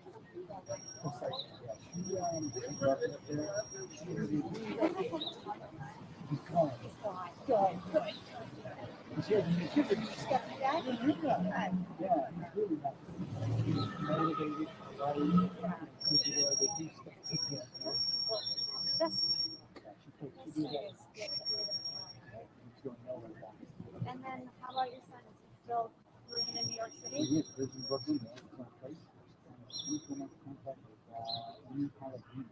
Thank you, little Irish girl. I appreciate that. Thanks for being here. Just I waiting have for no Karen to idea. come out. Tom handed me two things. I don't know which one's live and which one's not. And they're all live.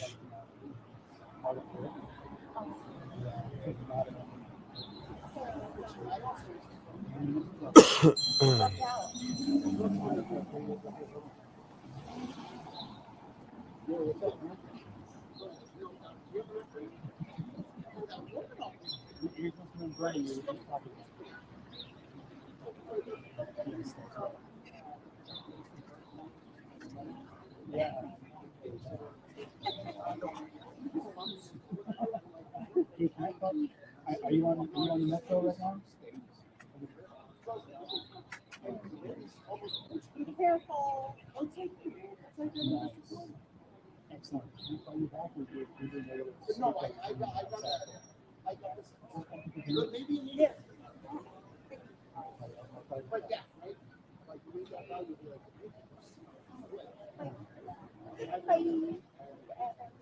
I won't do that, Frankie.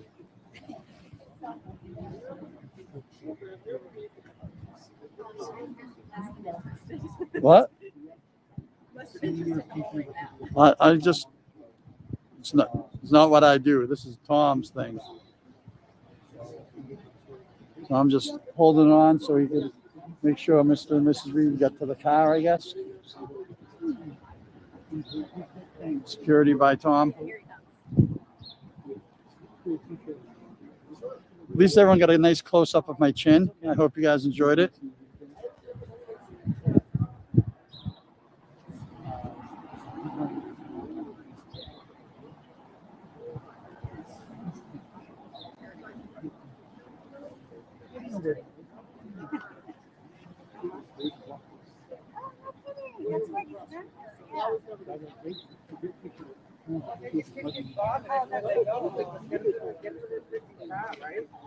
Take this thing, will you?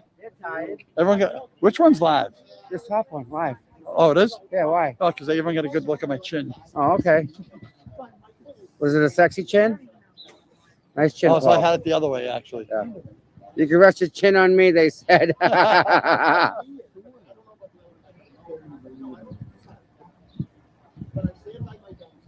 think I gotta go.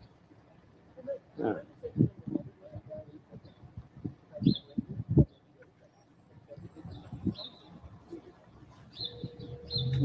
right towards the car.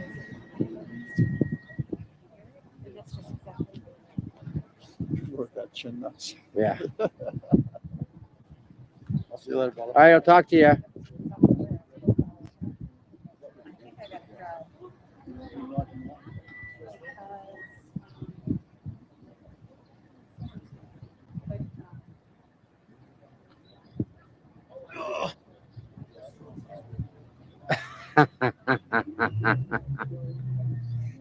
Oh,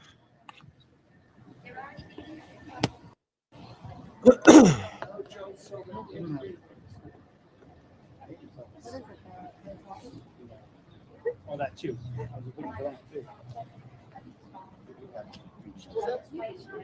All right, take this.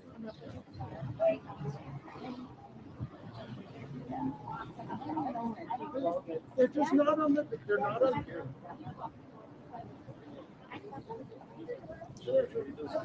Oh, that's, oh, yeah. I see the lights. I see the lights. Yeah. Yep, yep. And you know, I said this.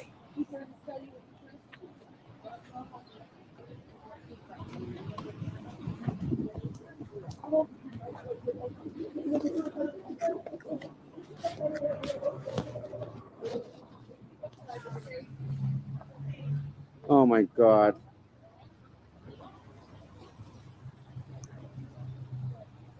Yeah, JLR is a jerk off. Thanks, Dave. He wanted to come in and make a viral video. Here's the funny thing about this. And I was just thinking about this last night. And I'm glad that you just said that. What has JRL ever done with all these viral videos that I notice? Who are the people that he mostly attacks when he does these videos? There was a lady in Tennessee, I believe, was her name Carly Larson, another woman that he came out and screamed at. She was the one that faked that she had got kidnapped, got like lured off the side of the highway, and there was a little boy, and then ended up kind of trekking her way back home. And I believe that she faced charge in that for lying because she wasted so much time and energy of law enforcement and resources. And he's attacked her, he's attacked Karen, and I'm sure that there's other women that he's yelled at too. And it's mostly women that he goes and yells at and does this stuff for viral videos. And I find that a little alarming. Because he didn't do it. Did he do it to Koberger? I don't know if he did it to Koberger, but most of these are women that he yells at. Carly Russell, thank you. Carly Russell. But yeah, it's mostly women that he yells at and does this. But you know, what he did to Karen was so unnecessary, and we knew what he was doing. He came in the day before. He tried to get a rise out of Turtle Boy. Turtle Boy shot him down, and then when that didn't work, he had to run out and try the whole Karen Reed incident. He's just an idiot. But he does this mostly to women. Note that women. He's always screaming at women. It's probably a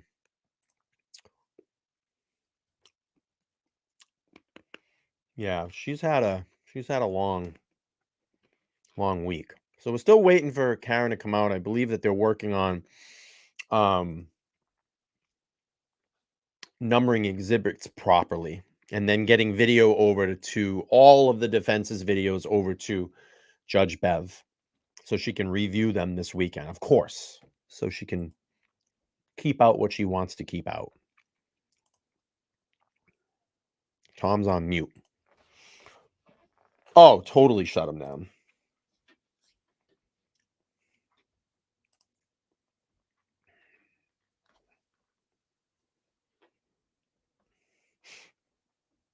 No, I don't. I'll be honest with you, little Irish. I don't have time to watch other creators. And I really don't do a lot of that because I like to just keep my thoughts, pure to my channel. It's not against anybody. Sorry about that. What do I think? I think, yeah. I mean, in a way, we're here because of him, right? I mean, we're here because he wrote the story. You know, I'd rather see him in there when like Proctor or Jen McCabe's in there. I mean, if I'm a strategist, that's where I'd use him. Right when Jen McCabe comes in, I want him to look her right in the eye. That's, you know, again, that's I don't know. I'm not them. I'm not that straight. I'm not into. I don't know. Again, I'm probably playing checkers and they're all playing chess, right?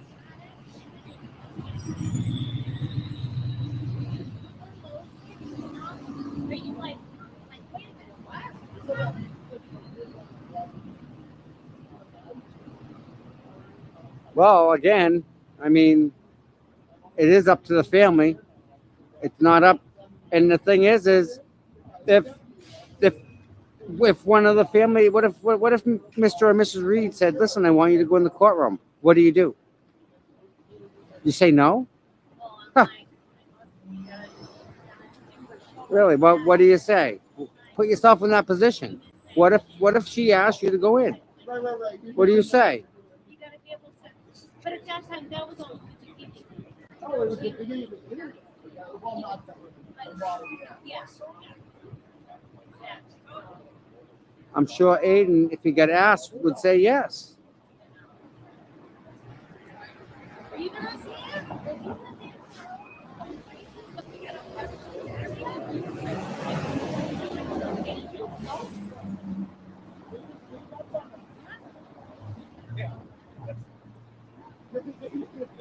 They're gonna wait us out. Yeah, you're right. They don't. Oh, he's getting called. He's getting called by the defense. He's a huge part. He's not on the prosecution's witness list.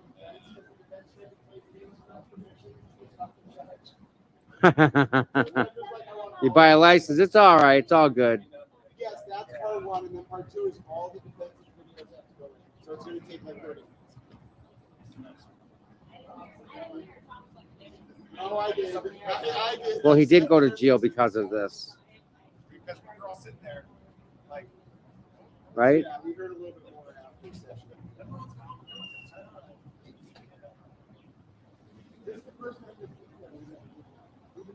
Yeah, I don't know. I mean, I'm not there. I'm not in that position, so I don't know. I don't know what to even say about that.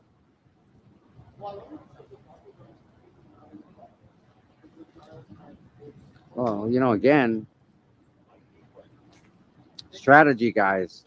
You know, what if you were there?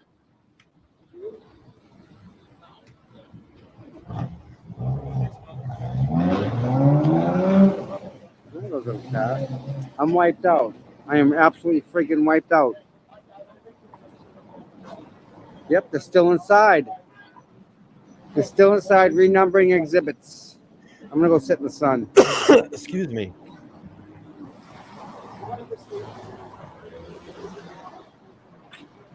Well, what they're going to probably do, and this would be my guess, Casey, is that they're going to wait for the defense to show their exhibits or their video of this reconstruction, and then they're just going to try to cut it down, probably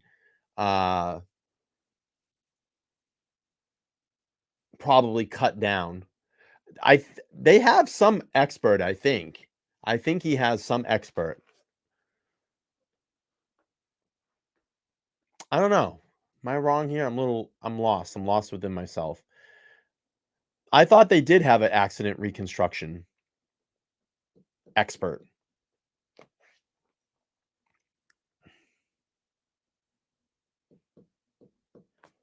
Cut down the defense, cut down their theory.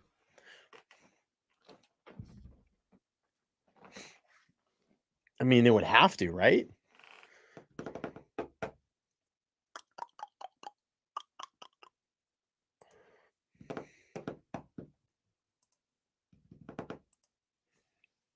Wouldn't make sense if they didn't.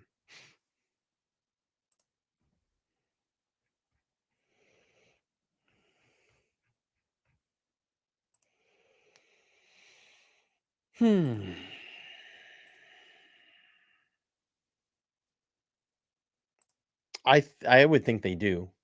Doesn't Olivia have or Sleuthy have a spreadsheet? I thought Sleuthy or Olivia has a spreadsheet.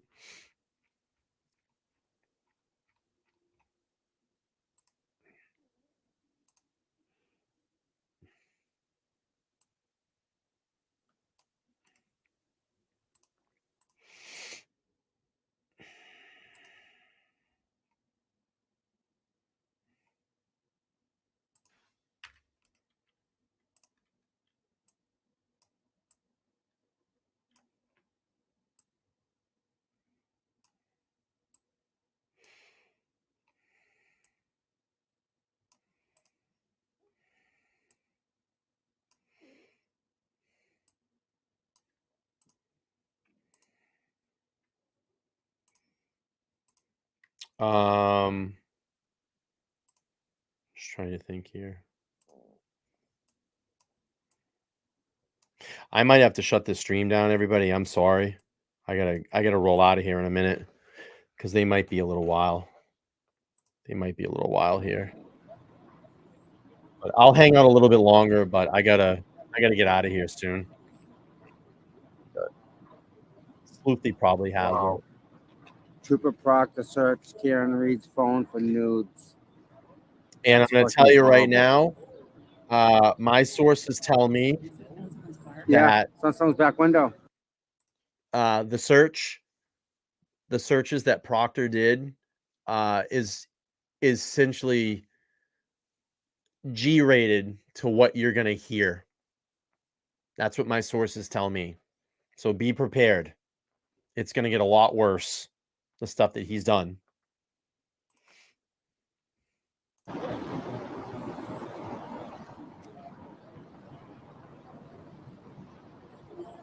Bradford checking in, saying Aiden went through the witness list when it was released, so no accident reconstruction for the prosecution. Interesting.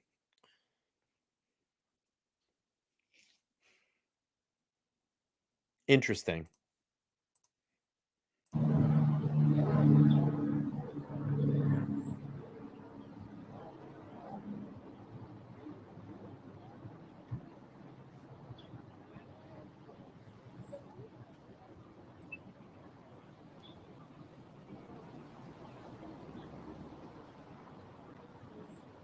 They ran track together. The girl and Caitlin Albin ran track together. Yeah. Wow.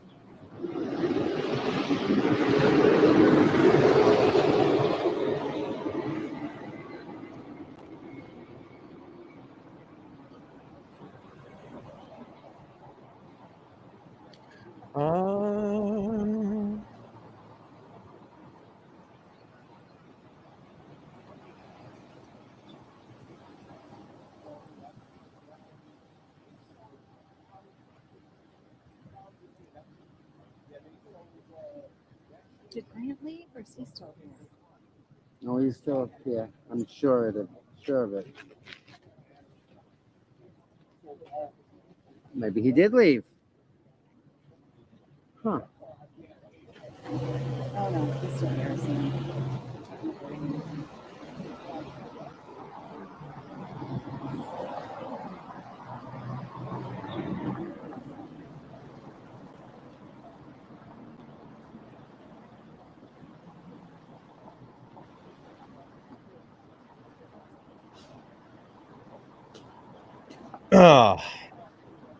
All right, everybody. I'm gonna have to take off. I can't stay any longer. I have plans tonight. I have dinner plans tonight. So listen, I want to thank everybody for popping in the stream tonight. Today. I did a lot of streaming today, multiple streams. I appreciate everybody popping in, but I do have to get out of here. I have dinner plans, and I don't know. Monday's going to be eye-opening. You start brand new witness on direct, brand new witnesses on cross. We'll see who it's going to be. We're still in for a planned and scheduled for a long trial here. Hopefully that Karen's team gets some rest and works a little bit over the weekend. and we'll pick it up on Monday. As far as what I'm going to do, I haven't really decided, but I probably will have a recap show at some point this weekend. I know everybody's going to be talking and everybody's going to be streaming about this, but I'll find a way to poke in here and get some content out there. So if not, I'm off Monday and Tuesday. Definitely going to be doing a mix of content down at the courthouse or just staying in the studio and streaming for the day. So anyway, I need to go. I appreciate everybody over here. Please make sure to like, share, and subscribe this stream.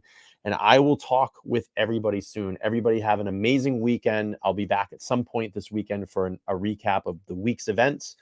And I'll talk to y'all soon. Bye, everybody. Have a good night. Bye-bye. Take the chains